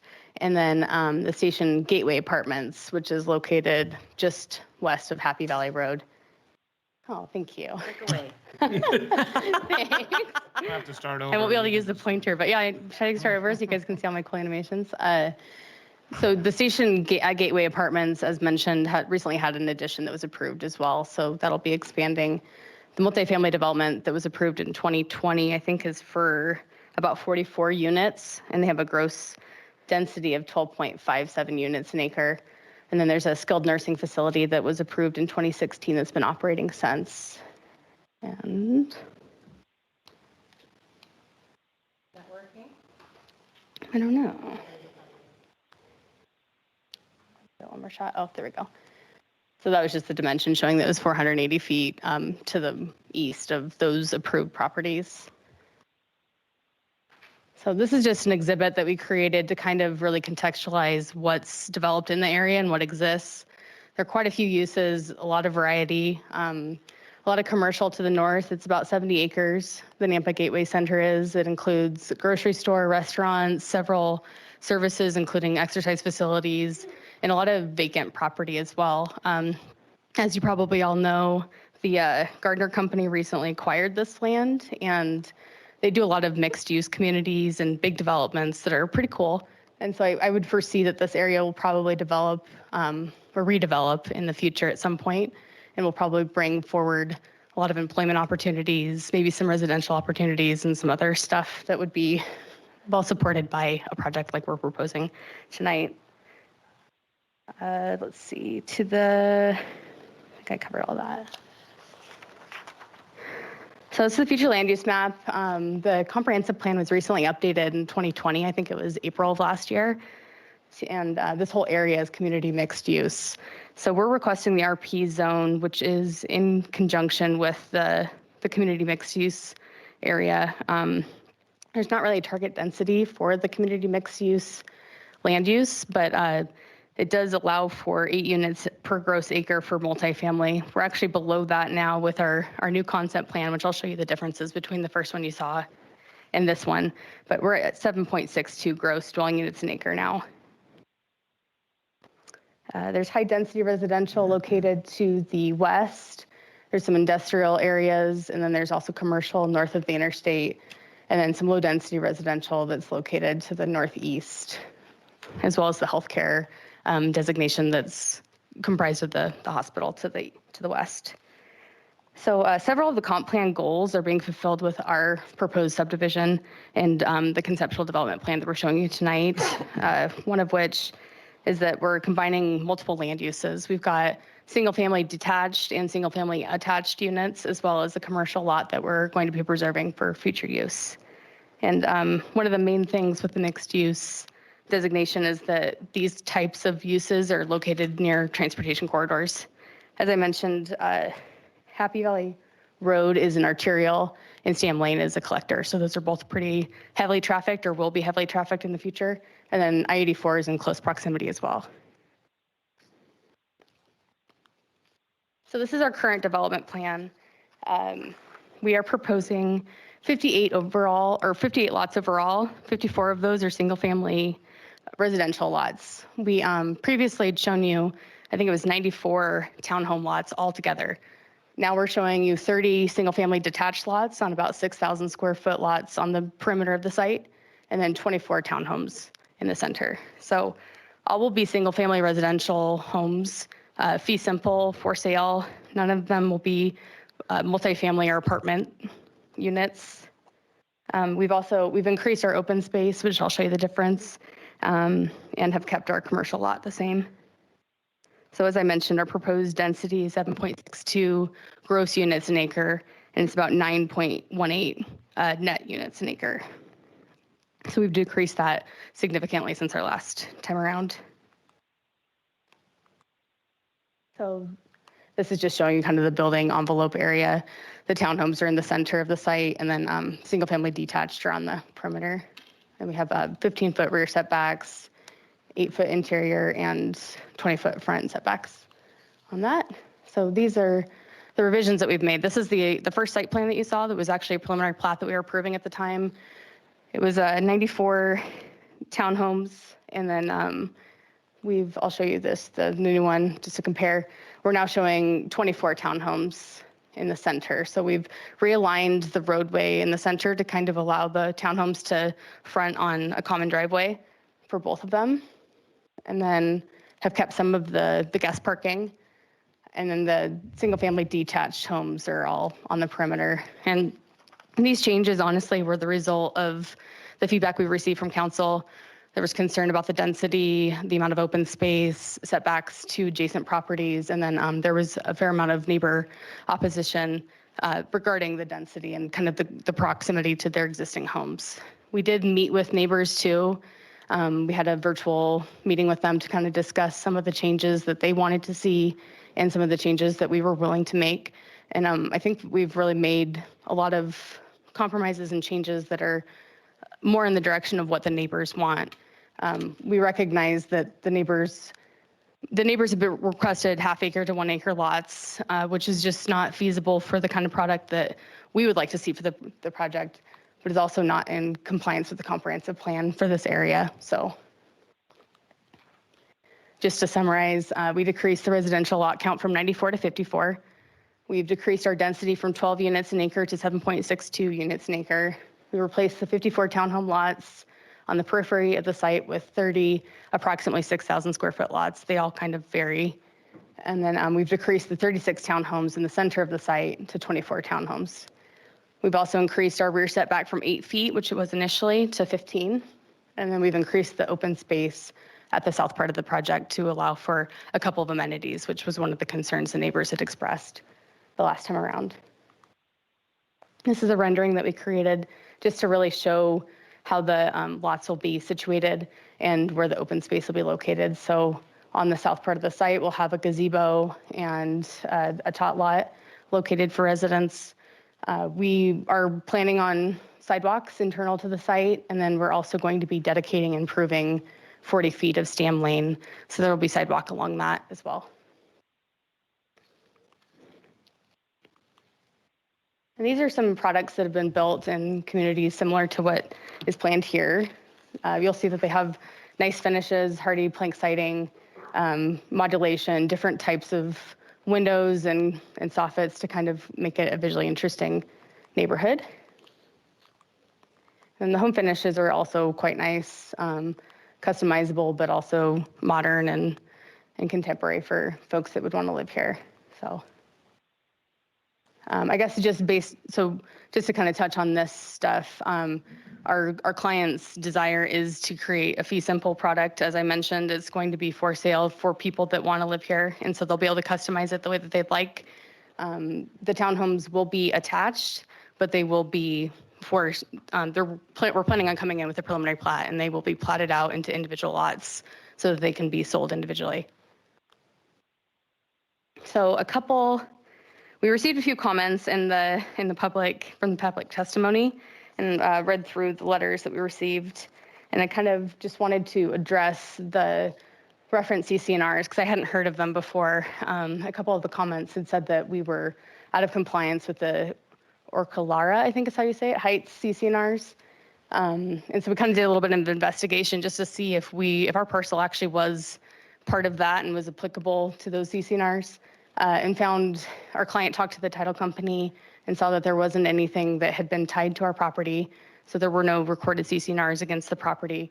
And then we also compared the legal descriptions that were part of the CC&Rs to the lots and found that it was actually the lots that are in blue that are applicable to those CC&Rs. So the things that were mentioned in the public testimony as far as the number of lots allowed or the types of uses allowed do not apply to our property in this case.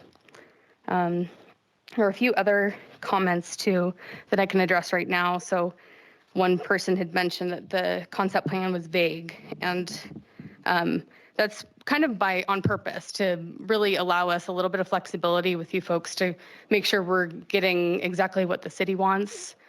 We've addressed a lot of the neighbors' comments and concerns and have, tried to come to a conclusion that will allow them to feel like they've been heard, but also is giving our client what they want. So our intent is to come in later with a preliminary plat that will really hone in on those details. We'll comply with the RP zone, and we'll make sure that we work with staff to make it exactly what the city of Nampa wants. So, but our thought is that we would be tied to this concept plan in our development agreement. So that would be tied to the annexation if we're approved tonight.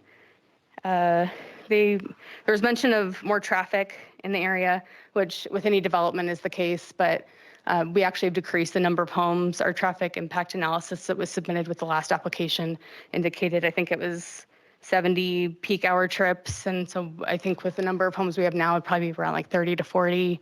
It would decrease significantly compared to what it was last time. And then as I mentioned, a few people had said that they wanted to see 1/2 acre to 1 acre lots. This area is in the mixed use community comprehensive plan future land use map designation. And that area would not allow for anything less dense or with lots that all are the same. So we would have to go through a comprehensive plan map amendment and do a couple more things and get requests from you all approved to be able to do that. And that's not really, I don't think, what the city wanted when they were adopting the comprehensive plan. So we really do feel that this development is consistent with the city of Nampa's goals and their idea for growth, the comprehensive plan. And we think that we'll be adding valuable homes in an area that needs residential opportunities for folks that work in the area. We're in agreement with the staff report and the recommended conditions of approval. and look forward to working with the city more on this project as we continue through. So I'll stand for any questions. Any questions for Stephanie at this time? Okay, we'll probably have some at the end. Okay, thank you. All right, Christy.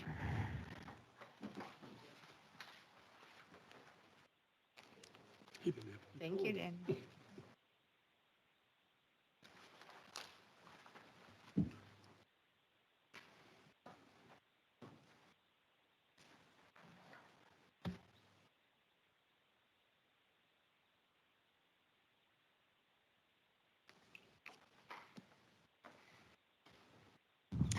All right, thank you, Madam Chair and Commissioners. For the record, Christy Watkins, Principal Planner for the City of Nampa.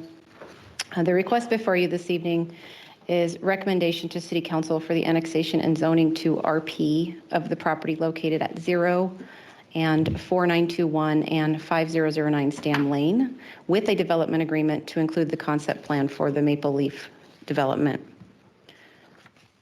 She covered the surrounding uses fairly well, so I'm not going to go into that. As noted, the property is eligible for annexation since it is adjacent to the Nampa city limits, and the proposed zoning and development plan does conform to the guidelines set forth in the comprehensive plan. It is community mixed use, which calls for development with a max of 27.8 units per acre. This project, as stated, proposes 7.62 gross dwelling units per acre. In the community mixed use, it encourages development that is planned to specifically include commercial uses with a focus on providing community-wide needs and services and high-density residential.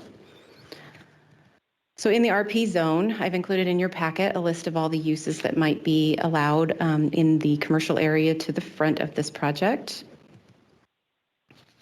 and the signs that might also be allowed at the front of this project and for the development itself.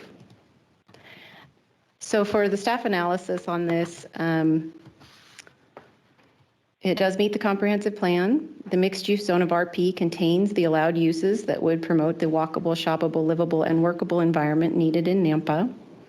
Nampa has determined via the comprehensive plan that it is in the public interest to provide a mix of commercial services and varying residential housing opportunities. The schools that are nearby are Columbia High School, which is 2.3 miles away, East Valley Middle School, which is 3.7 miles away, and Endeavor Elementary, which is 2.5 miles away, none of which are within walking distance. So the compass analysis for this area shows that more housing is needed in the area. There's approximately 156 acres of farmland in this area, existing within a mile of the project. The nearest bus stop is 1.2 miles away. The nearest school is 2.3 miles away. The nearest park is 2.1 miles away, and the nearest grocery store is less than a half a mile away. It's directly across the street. There was no environmental impact study called for, and there was a traffic impact study that was already completed for the previous development. So as she stated, this is the new proposal for this, and she did outline what is changing from the last one. The commercial use is yet to be determined. So as far as the concept plan goes, I did a quick analysis of the lot sizes just so that we could get an idea of what the area would look like, what the building envelopes would look like, and how it fits with our code. So in the RP zone, the standard or master building lot should exceed 6,000 square feet for the first 2 units, and then 1,350 square feet for each additional unit in one structure. Those larger structures that contain multiple units can be split into townhomes for the attached product type that she was addressing. So for the sixplex structure, the master lot should be 11,400 square feet. This project shows the master lot at 16,876 square feet. And then for the single family, it should be 6,000 square feet, and the smallest detached lot that they showed here was 6,021 square feet. So that does comply with code. All of the master lots demonstrate the required lot width. The setbacks, it's stated that the setbacks were 20 feet from the back of the sidewalk. This is typically measured from the property line, but in this case, the property line is in the center of the drive aisle that comes into the property, and so therefore it exceeds that 20-foot minimum because it's measured from the back of the walkway and not the back of the property line. The side setbacks are 8 feet, then 15-foot rear setbacks. There is a dedication of right-of-way on Stam Lane from 40 feet from the section line. They did not turn in a landscape plan, but that is not required at this time for the annexation. It will be required with the preliminary plat when that comes forward later. This project currently in this state shows 9.17% open space with a gazebo and a tot lot. And again, that will be clarified with the preliminary plat. So there was some correspondence. We had multiple neighbor comments come in. Some of the concerns that were stated in those letters is decreased property values, increased traffic, noise, and crime, and loss of character of the neighborhood in that country feeling. Then we also received the standard comments from the building department, the fire department, and the engineering department. And all of those memos and letters are included in your packets. And this is the list of the conditions of approval that are listed in your staff report, and those come from those comments that were received. And this is the potential motion for the annexation and zoning to RP with the development agreement at this time. I will stand for any questions. Any questions for Christy at this time? Okay. All right, we'll go to public hearing. We have Stephanie for, so that's good that you're for it. Against, Kathy and Tony Henshaw.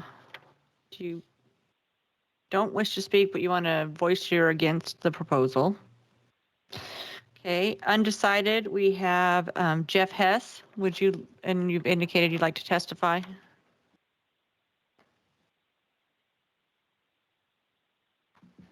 If I could Give us in your, her in her document in the record, I didn't know if I was too late.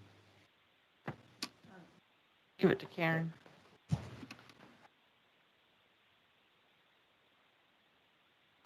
Madam Chairman, Commissioners, my name is Jeff Hess. My address is 35 North Hastings Street in Nampa. We own the property directly to the south of this. Recognizing this is an annex and a rezone, but it does have a development agreement attached to it that I would like to propose 3 additional conditions. First of all, the first condition would be that the development agreement required the developer to agree with a lateral users association about the gravity irrigation in the area. Second one would be a condition of approval that would provide a road maintenance agreement that has a substantial reserve account. And the third is that the gravity flow sewer line that runs from Stam southward, because it's going to be running south and pumped to the north, would be set at a grade that would eventually connect up to the extension of the sewer on Orchard. The reason for these is I've had conversations with the engineers, and frankly, nothing was said tonight about it. If you look at, they went from 8 foot to 15 on the rear. That's where the gravity flow that provides my property and others downstream. That needs to be set so that there's no landscaping in it, and that we have the right to get in there and clean those out. That 15 foot is pretty minimal to get a piece of equipment in there if we had to deal with that. It should be piped in such a way that the water users for supply and tailwater would be accommodated as it goes to the south. This was also in a letter from the Nampa Meridian Irrigation District that the supply and the tailwater be accommodated. Nothing that I've seen or talked with the engineers they've addressed, and I believe that should be a condition in the development agreement. Second thing is we've developed a lot. We actually developed the station, and we know what it's like to put in a private road. And unless you have reserve accounts that will take for the capital improvements in the future, you're going to end up passing that capital improvement on in the future when the roads have to be repaired, seal coated, chip sealed, et cetera. And I've seen too many of them that just don't have any teeth. And they just said, okay, you guys maintain it, but there's no reserve to deal with that. 15 seconds. Yep. They obviously have made some mistakes. I own the property to the south, and the comment that there is no farmland is being consumed by Compass is flat wrong. I'm alfalfa on my 3 acres. I'll stand for questions. I think we're good. Thank you. Thank you. All right. We have 2 people that indicated they wanted to testify online.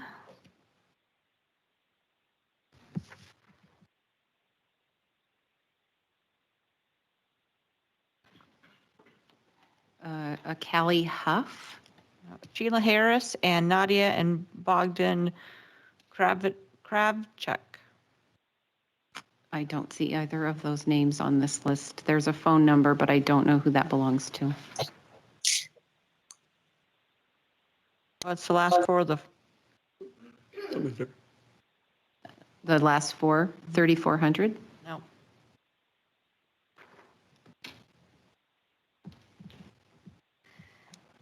Okay, well, I don't guess see they're anything. not online then. Guess not. Okay, is there anybody else present that would like to speak for, against, or undecided on this proposal? Okay, Stephanie, you want to come back up? Sorry, Madam Chair, who is CH up there on the screen? I saw That's that. Callie Huff. Did she want to? She's not on the list. I'm with the, Number I'm Callie Huff. I'm with the Nampa Starbucks project. Oh. Saw it flash for a second. Yes, the last one. Sorry. Thank you, Madam Chair, members of the commission. In response to Jeff's comments, let's see. So in our neighborhood meeting, we had a fair amount of discussion about the irrigation. At that time, we did send him some plans that we'd come up with for the preliminary plat that we'd originally proposed. And since then, there's been quite a few changes, so we haven't had a chance to retool that. But that'll be required with the preliminary plat, so we'll make sure that it's all sussed out and that it's piped accordingly and appropriately, and that we maintain all of the water that they're currently enjoying and then use it on our property as well. So I believe that the plan too, he'd mentioned to set the sewer at a grade that would be able to connect to Orchard. I believe that is our plan and that's how we've engineered it. So I'll make sure to confirm that with our engineers, but that's, I believe, the plan. And as far as I think, he mentioned a road user maintenance agreement that'll be a part of our CC&Rs. Since we are proposing a private road, we'll want to make sure that it's maintained, that there's an adequate reserve. The developer has done a lot of projects and a lot of them have contained private roads. And so they have a fair amount of experience with how to set up the CC&Rs and the HOA to make sure there's a reserve and that it's available for folks when there does need to be maintenance done to the road. Most recently, they've been working on the Lost River townhomes and they've got a fair amount of reserve set up in their account there so that they can encounter any issues if they come up. I think that's the only things I had. Okay. Did you guys have any other questions for Stephanie? Okay, thank you. Perfect, thank you. Madam Chair, Ms. Kravchuk just logged on. Okay. So if you allow her to give testimony, then you need to allow Stephanie to rebut again. Okay. Okay. Nadia, do you want to do testimony on this item?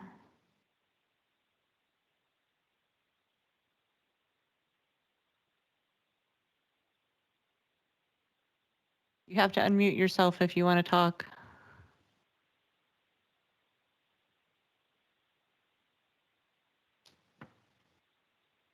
Nadia, do you want to? Yes, I don't know if you can hear me. I am having some issues with my audio. Yes. Is this Nadia?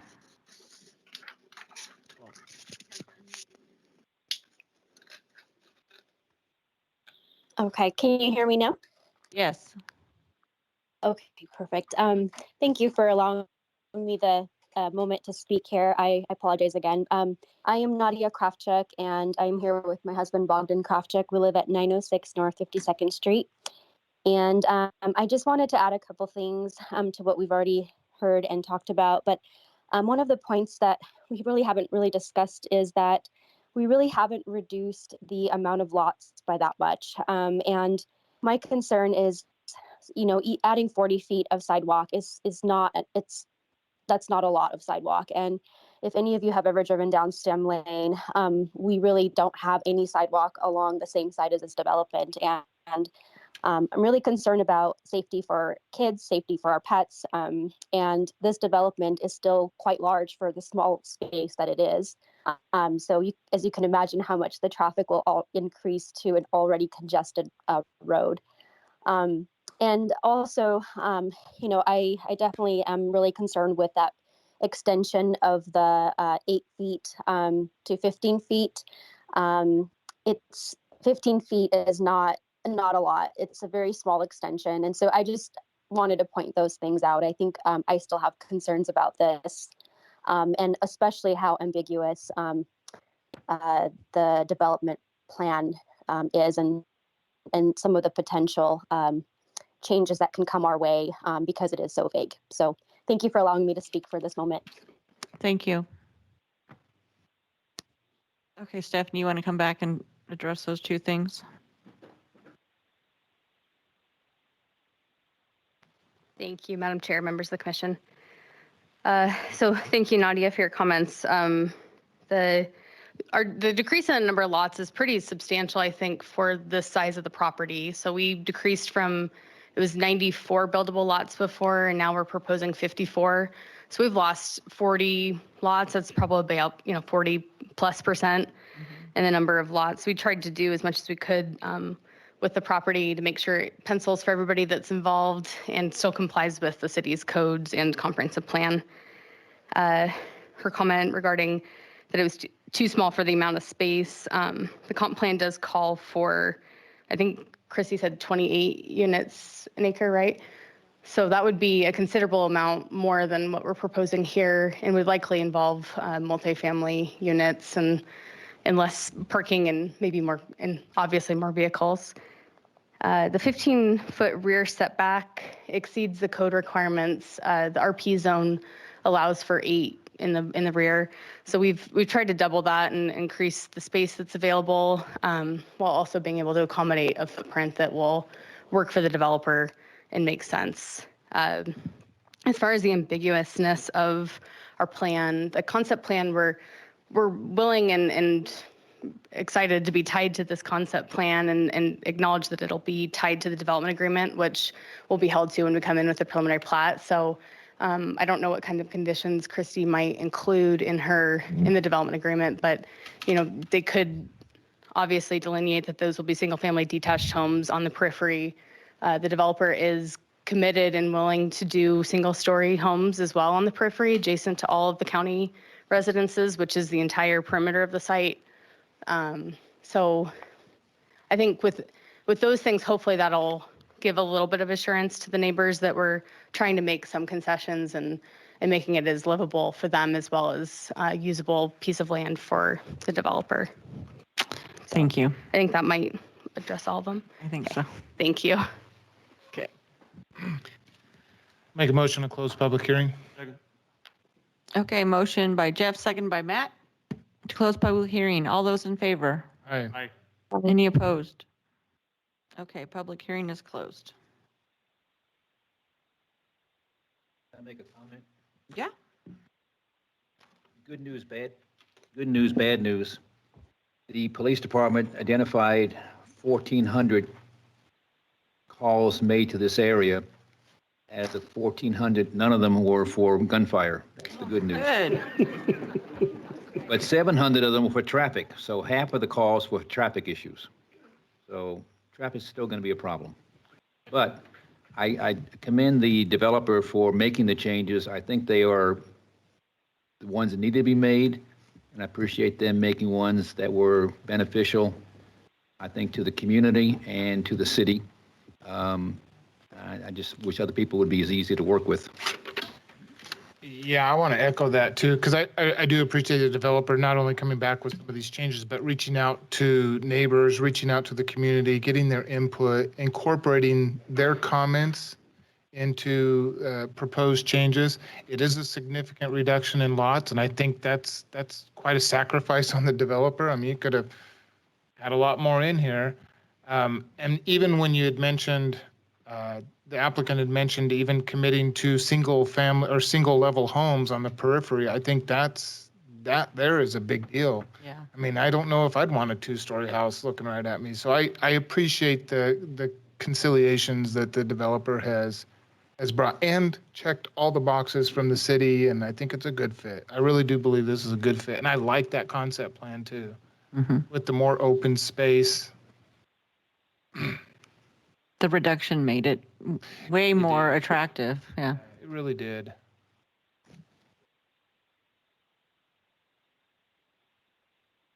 So it sounds like you might want to make a motion, Jeff. Yeah, we're looking at annexation and a zoning, a rezone, or annexation and zoning to RP. Did the other one, this is the same property it went through, and that was denied both on the annexation and the zoning to RP, correct? Okay, so they were both denied then. So, all right, so I'll make a motion. Can I ask a question real quick to staff on the issues that Mr. Hess brought up, the property owner to the south? Would that be appropriate to include in the development agreement, in your opinion? Because I think those are important issues. With all three of these things? Yes. Yeah, and I can clarify with engineering how to word those exactly. So if you would like to put them in as conditions, I think that would be appropriate. She indicated that they were already planning to do those things, so If they go in the contract, though, it's good business, I think, on our part. and that would be appropriate. You want to go ahead and make a motion and add those in there then? Or? Is everyone looking at me? Oh. I'm just happy there's no shots fired over there. I live close to that place.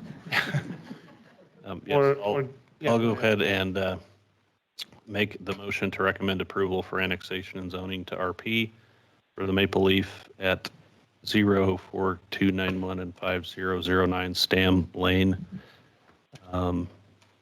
And development agreement for a future subdivision to 30 single-family detached residential, 24 single-family attached residential townhomes, 1 commercial and 3 common lots.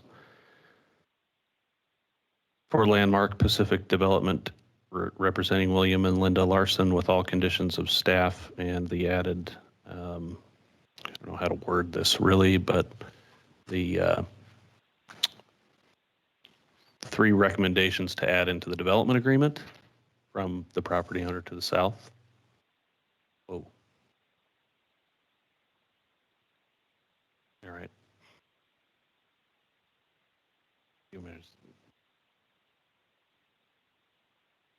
In reference to the Lateral Users Association, will maintain and use. Okay, yep, the Lateral User Association, the road maintenance with the reserve account, adequate to keep the roads in good repair and work out the sewer issue to Orchard Lane.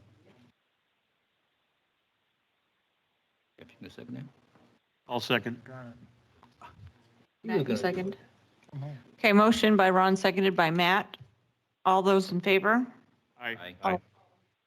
Any opposed? Okay, that's going to council, right? Yeah, council.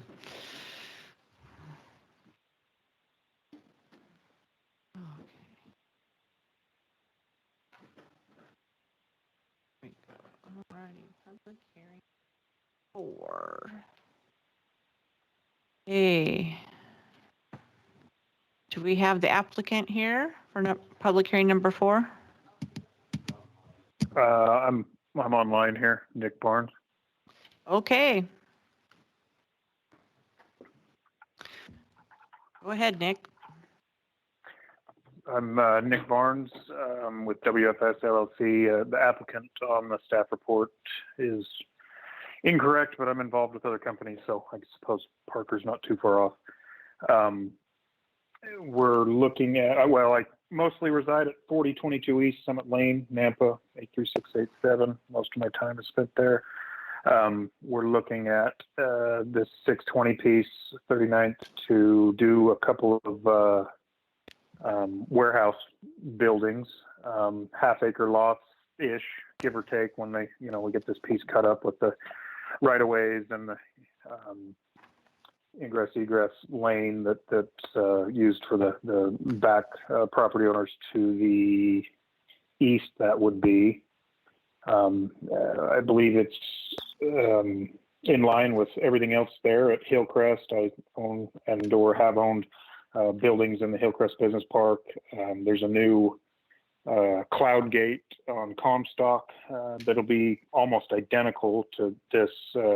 This project would be very similar to those as far as lot sizes and building sizes and stuff. Just obviously a lower lot count.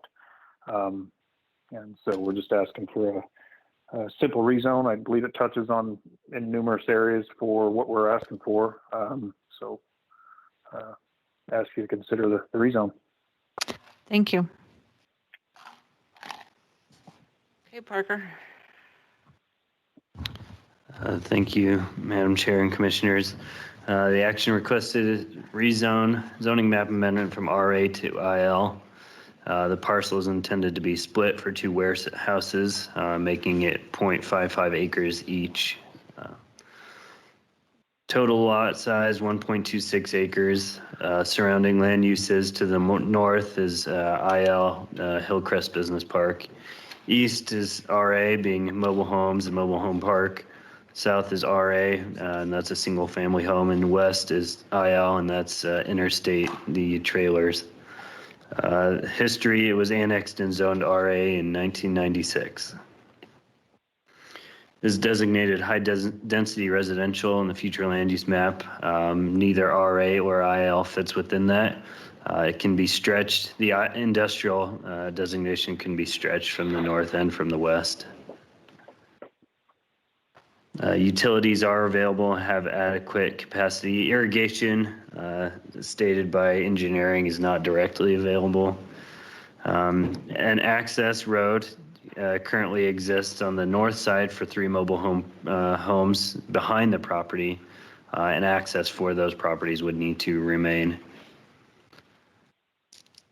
IL zone, it's intended for a wide range of manufacturing related establishments. Important thing to note for the IL zone is that a 30-foot setback would be required against a residential district. Against any commercial or industrial districts, it doesn't have a setback requirement. The conclusions of law for rezones, I won't go over those, but as we've covered in the past. The analysis increases the industrial land that has been stated as a necessity for the city of Nampa. The properties to the north and west are both industrial, so there wouldn't be any conflicting land uses there. The proposed structures would need to adhere to the 30-foot setback from the residentially zoned properties. They would need to provide that legal access for those adjacent properties that currently use that access. Correspondence from engineering is in the packet. The right-of-way dedication would be 40 feet from the section line. They would be required to comply with Title IV building regulations. Conditions are those listed in the staff report, in addition to those that you would like to add. And here's a potential motion for you. I'll stand for any questions. Any questions? Okay. All right, the sign-up sheet has nobody on it. Is there anybody here that wants to testify on this item? Is there anybody online?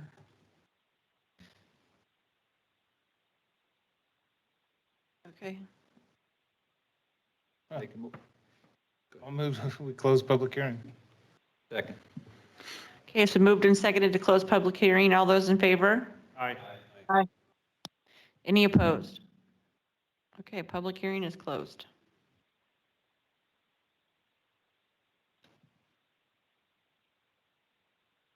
Madam Chair, this seems pretty straightforward. I'll make a motion that we, Recommend approval. this is recommendation to City Council to approve the zoning map amendment from RA Suburban Residential to IL Light Industrial Zoning District at 620 North 39th Street to allow construction of 2 new warehouse buildings for WFS LLC, Nick Barnes, with conditions of staff. Second. Okay, it's been moved and seconded to recommend City Council approval. All those in favor? Aye. Aye. Any opposed? Okay. All righty. Public hearing number 5. Do we have the applicant here? We should have made that one more. It's too Why? easy. That was good.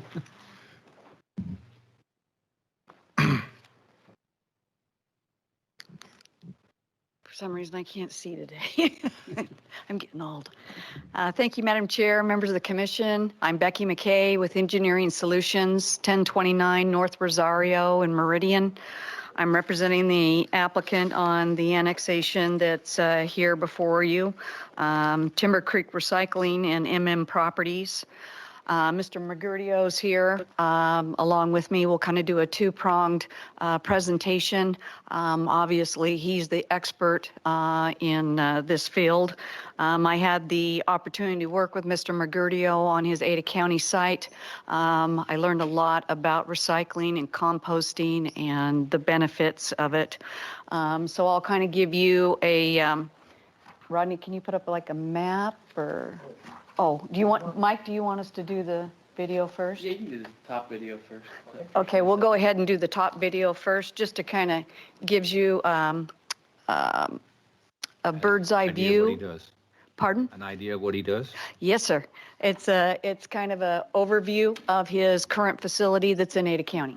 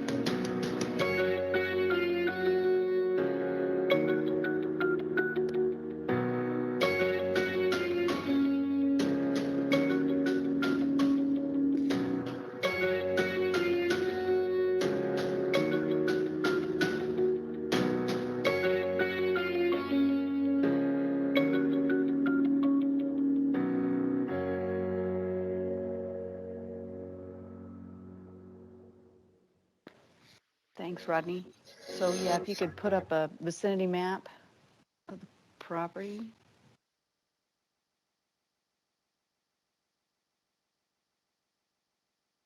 So the property that that we have applied for annexation to light industrial is approximately 34.02 acres. You can see it.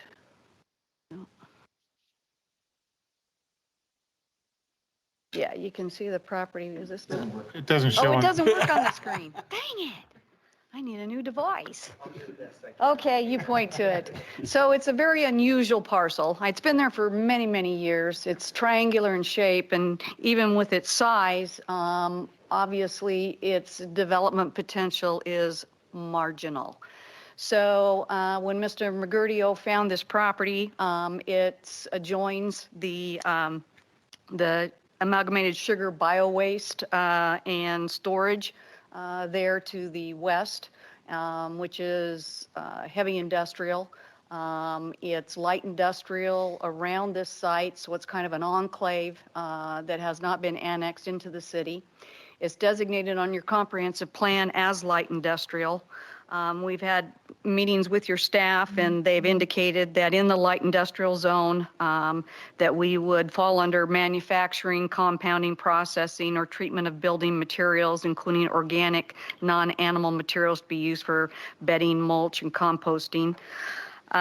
So they felt that this was a excellent use for this property. You have central water facilities out here to provide adequate fire protection. We're located on two principal arterials, Cherry Lane and Northside Boulevard. There is a planned roundabout at the intersection of Cherry Lane and Northside, which we did include in our site plan, a footprint for that future right-of-way. We will be working with your engineering staff to make sure that we are dedicating all necessary right-of-way and preserving that right-of-way for the future roundabout. Our approaches were strategically located. Rodney, do you have a copy of the site plan? Oh, okay. That's you don't. That's okay. So our two approaches that we have to the site were strategically located based on the NAMPA policy manual for offset from that future roundabout and that principal arterial intersection. We will have one approach on north side, a second approach on Cherry Lane. There will be compost sites that will areas along the railroad right-of-way. We will be required to have a 15-foot landscape buffer along north side and along Cherry Lane. We will also be required by the staff for any areas that are not paved to have site obscuring fencing, and our fencing would be chain link with the slats. It is our intent to phase this particular project into two phases and bring what is considered a new and unique type of operation to the city of Nampa. One of the things that that Meridian was very excited about was obviously reducing and lowering our carbon footprint. This reduces the methane gas that's released instead of this material going into your landfills. It's obviously treated, it's windrowed, it's watered. Certain mixtures are produced on the site in order to create what we call organic compost. And they also can create different types of animal compost that can be used as bedding for dairies or feedlots. They use sheetrock and they grind that down. They found that by using that as bedding in the dairies, they have a lower incidence of mastitis, and that it has benefits that no one ever thought of for the agricultural industry and not only our urban industry. There's no hazardous materials that will be accepted. Each load is inspected. Mr. Mergudio works with DEQ. He has to abide by all DEQ requirements. His licensing and inspections are done through DEQ.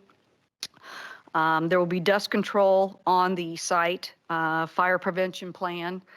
He has noise reduction mufflers on all of his large equipment to minimize the decibel levels, because there will be grinders, there will be mixers, there will be windrowers, as you saw in the video out at the Ada County site.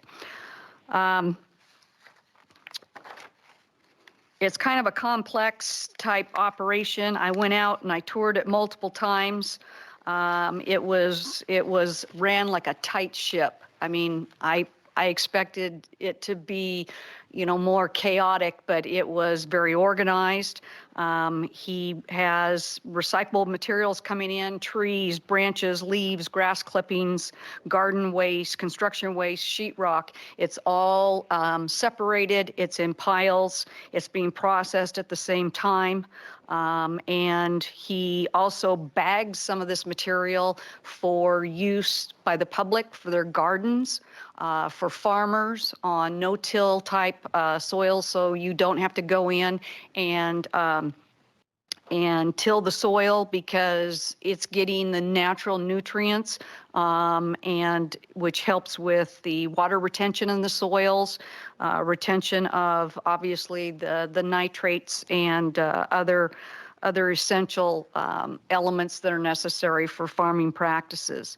So there's a lot of positive things with this facility and your staff, and we think that this is a very appropriate location for it. I will go ahead and turn it over to Mike because, like I said, he is the expert and has 11 years of experience in this field. One quick question. Where was that facility located in Ada County? It's out on Lake Hazel and Columbia and Locust Grove. Oh, Columbia and Locust Grove, sorry.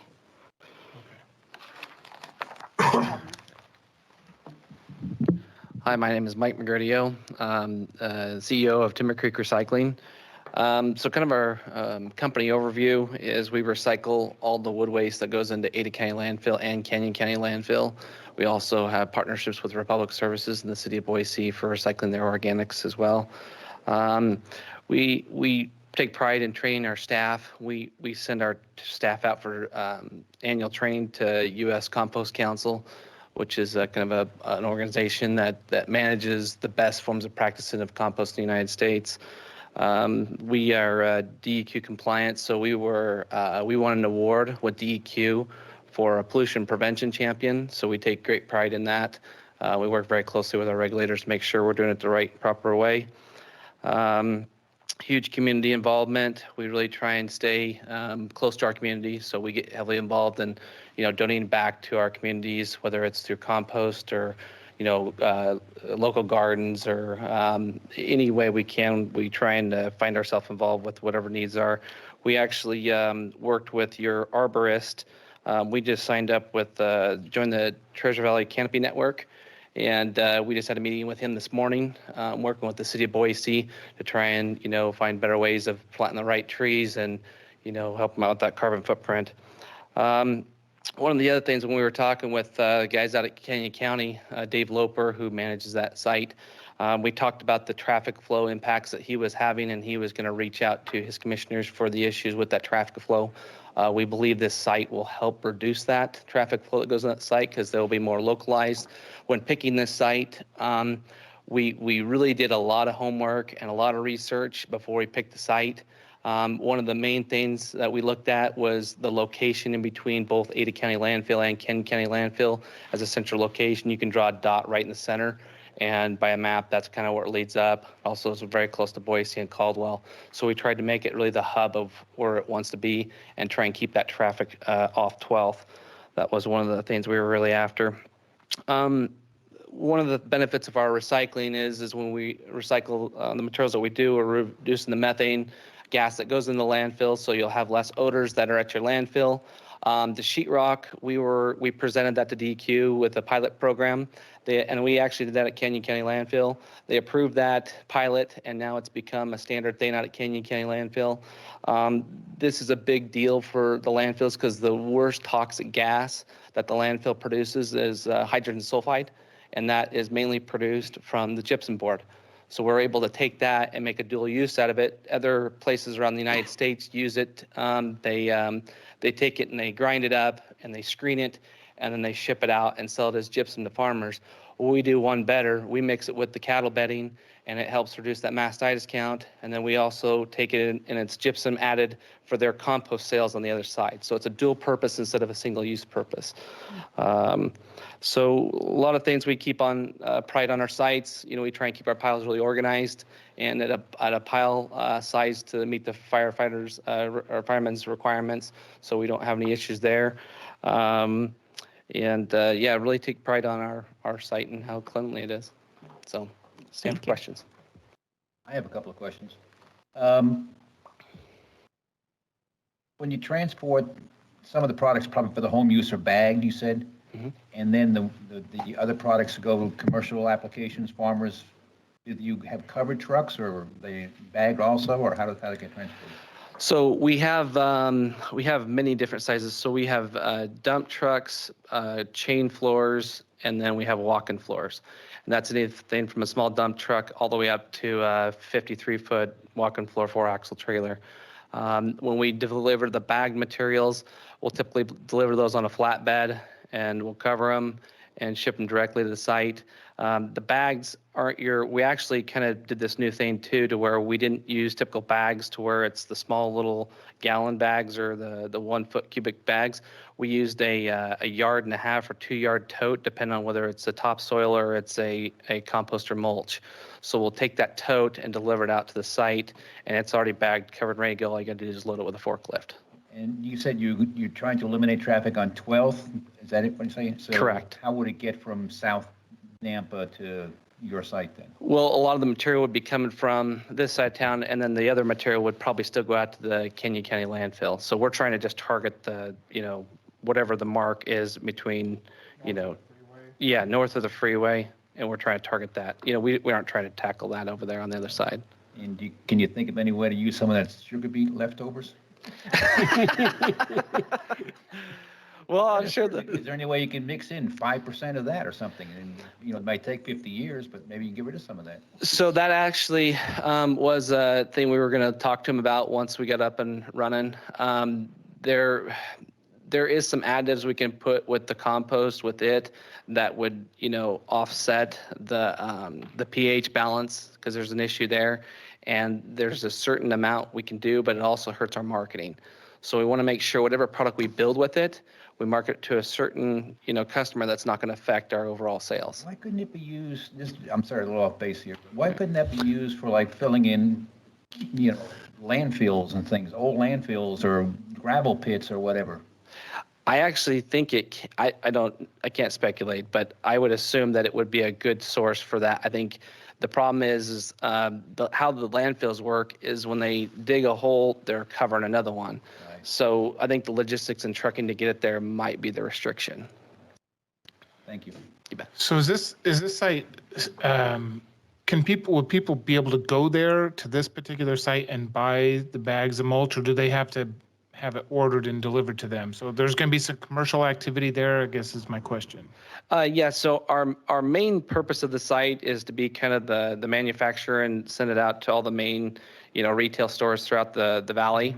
But we also wanted to have, local people that are right around there have the ability to come in and drop stuff off and be able to take their own recycled material. Okay. So we would have a small retail yard kind of up in that top corner there and have bagged, items for them as well. So a homeowner can drop off branches that they cut down in their yard or something like that? Or buy your product.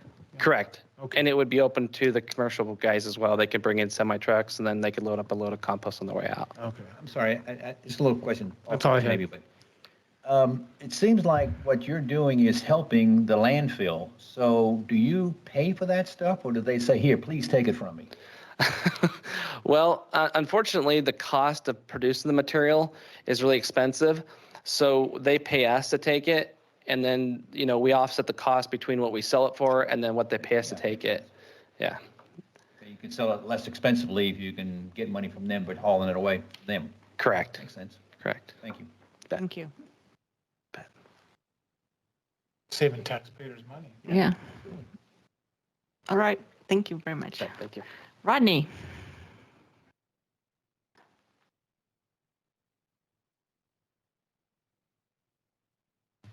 Madam Chair and Commissioners, I think the applicant's done a really good job of describing what's going on in the area. I'm going to be real quick. I did want to point out that we don't have a light or a heavy industrial on our comp plan. We just have industrial. So they've chosen the IL light industrial as their zone to be designated here. No conflict with the comprehensive plan there. Awesome.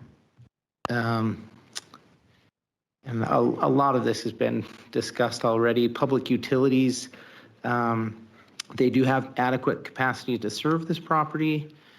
Here are the locations of those in the area. Maybe I'll just go back.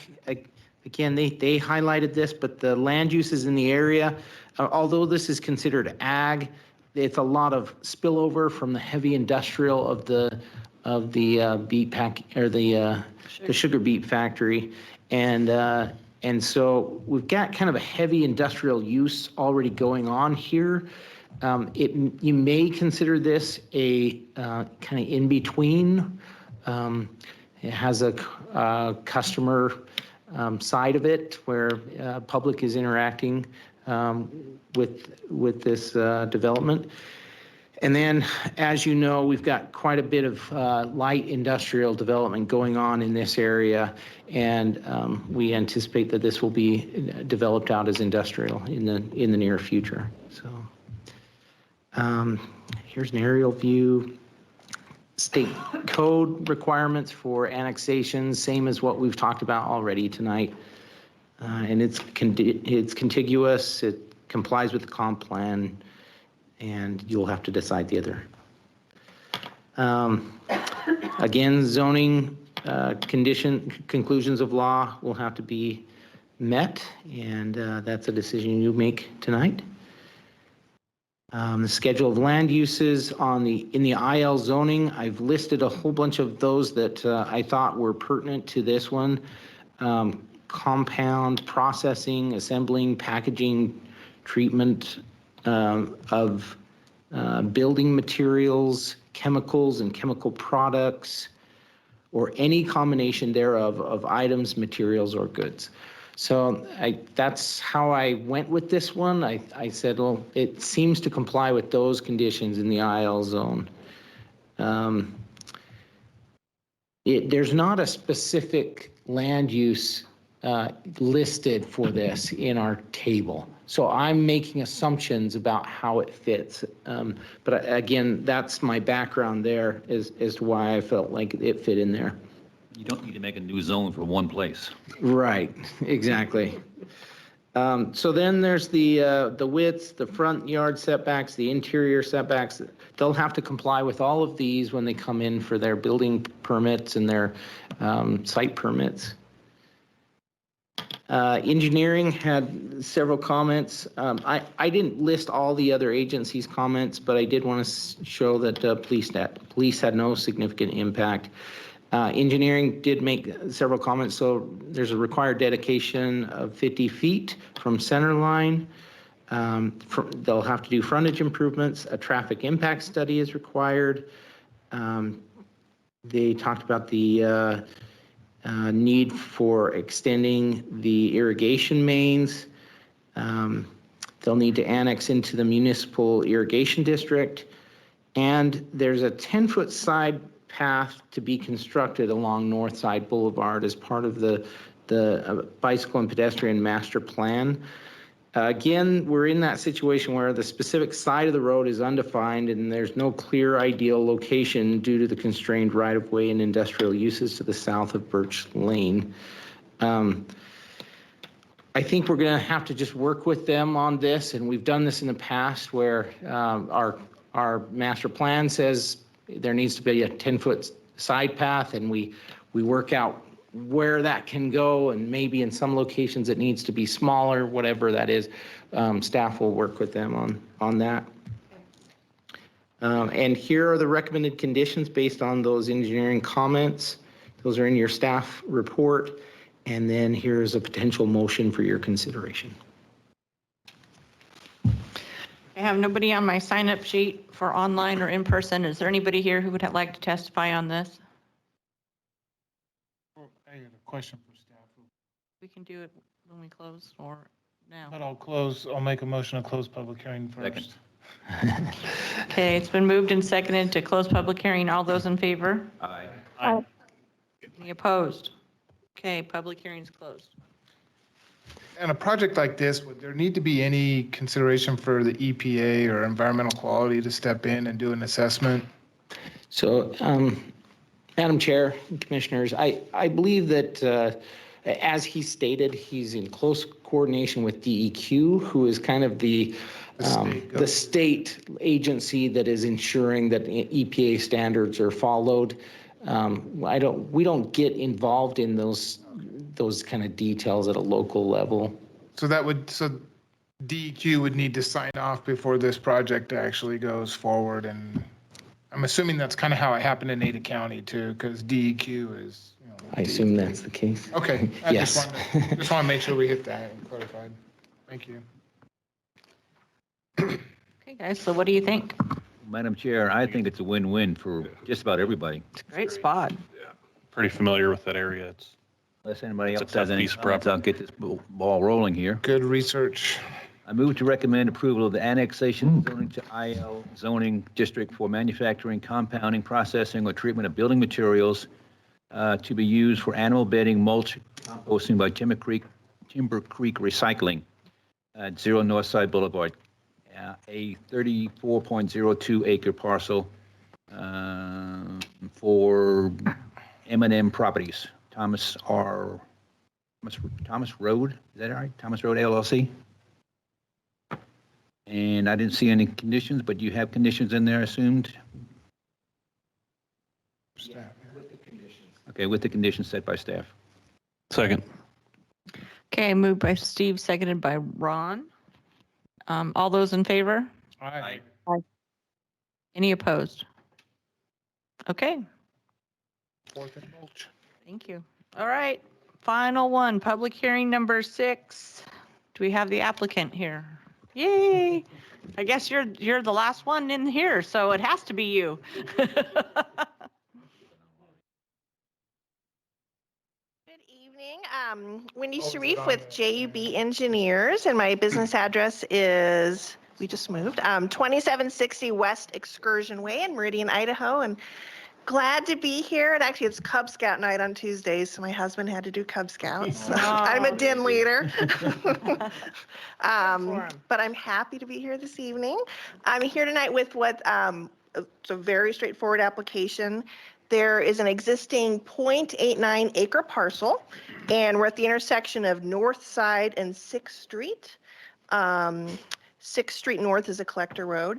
We have split zoning. We've got a parcel where part of it is zoned BC, part of it is zoned RP, and we want to rezone the property so that the entire property has the same zoning. We have BC to the north, we have a gas station to the north, and BC to the south with another gas station. We're also here with the concept plan for our proposed land use. It will be a Starbucks with a drive-through. This is an ideal location for this use. We will be going through design review and through building permit review for that. Tonight, we're just here for the zone change.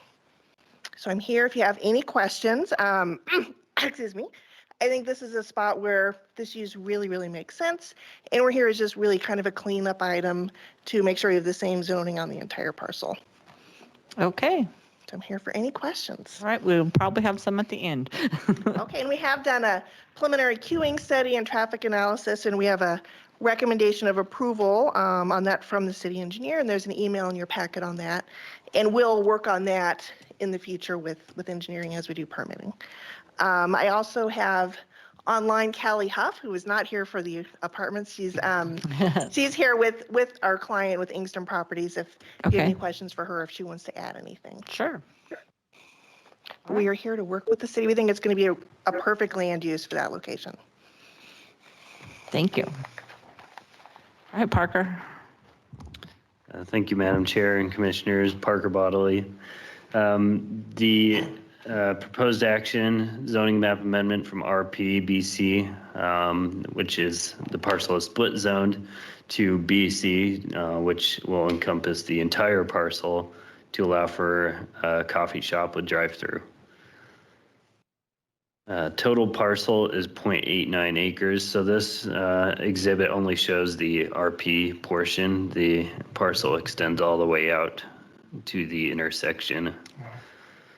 The surrounding land uses BC gas station to the north, east is RP, and those are apartments. To the south is ILRS, a mixture of residential and commercial uses.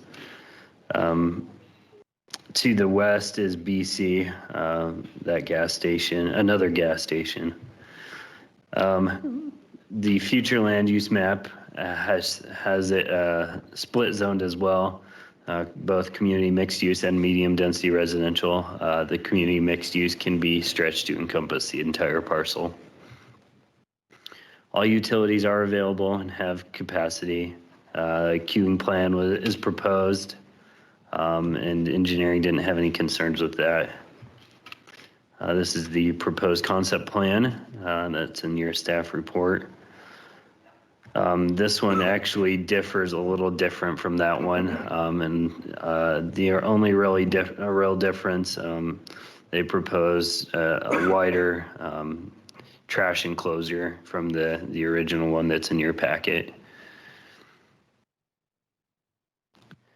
The BC zone, large variety of uses are permitted. In the future, I believe there are plans for multifamily housing to the south of this with a different applicant that would require a conditional use permit. The split zoning regulation, if in its current state, the RP zone being the stricter zone would apply in this case. So by applying for the rezone, it cleans things up and makes sure that the BC standards would apply for the entire lot. The conclusions of law, I won't cover those as that's been covered tonight already. Analysis, increasing the amount of retail is a benefit to the public, especially along corridors such as this. Surrounding land uses aren't really any conflict.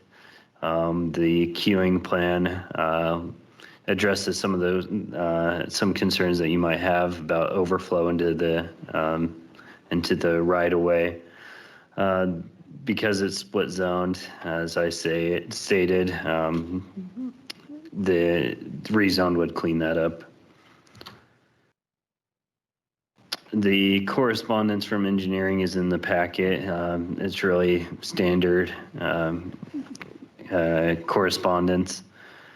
They didn't have any concerns about the queuing plan for this business. Here are the conditions of approval in addition to any of those that you would like to add. And here's a potential motion for you, and I will stand for any questions. Any questions for Parker? Okay, we'll go to public hearing. So I have signed up for the proposal. Craig Everett, and you would like to speak? Okay, so we have you on the list for 4 then. Then we got Wendy, but we're good there. And there was someone online. Hi, this is Callie Huff with Inkster Properties. I'm good. If anybody has questions, I'm here to answer. Okay, and we also have Clark Lim online. Or he signed up to be online. I believe he had some comments that were included in the staff report. Okay. He's already on the record. Okay. All right, so I would entertain a motion to close public hearing. Second. Okay, moved by Steve, seconded by Ron to close public hearing. All those in favor? Aye. Any opposed? Okay, public hearing is closed. What do you guys want to do? I like Starbucks coffee, so I'll move to recommend approval of the zoning map amendment from RP/BC to BC to allow a coffee shop with a drive-through at 16th Street North. Also addresses 3rd, 6th Street North? No, at 6th Street North. Oh, excuse me. We want the right address. Good idea. Okay, anyway, let's see, where did I leave off? A .89 acre county parcel located at southwest corner of section 15, so on, of Napa Canyon County for Wendy Sharif, with JB Engineering, I think, representing Thornton Gallup LLC, with all the conditions of staff and conclusions of law. Second. Okay, motion by Steve, second by Tom. All those in favor? Aye. Any opposed? Okay. That goes on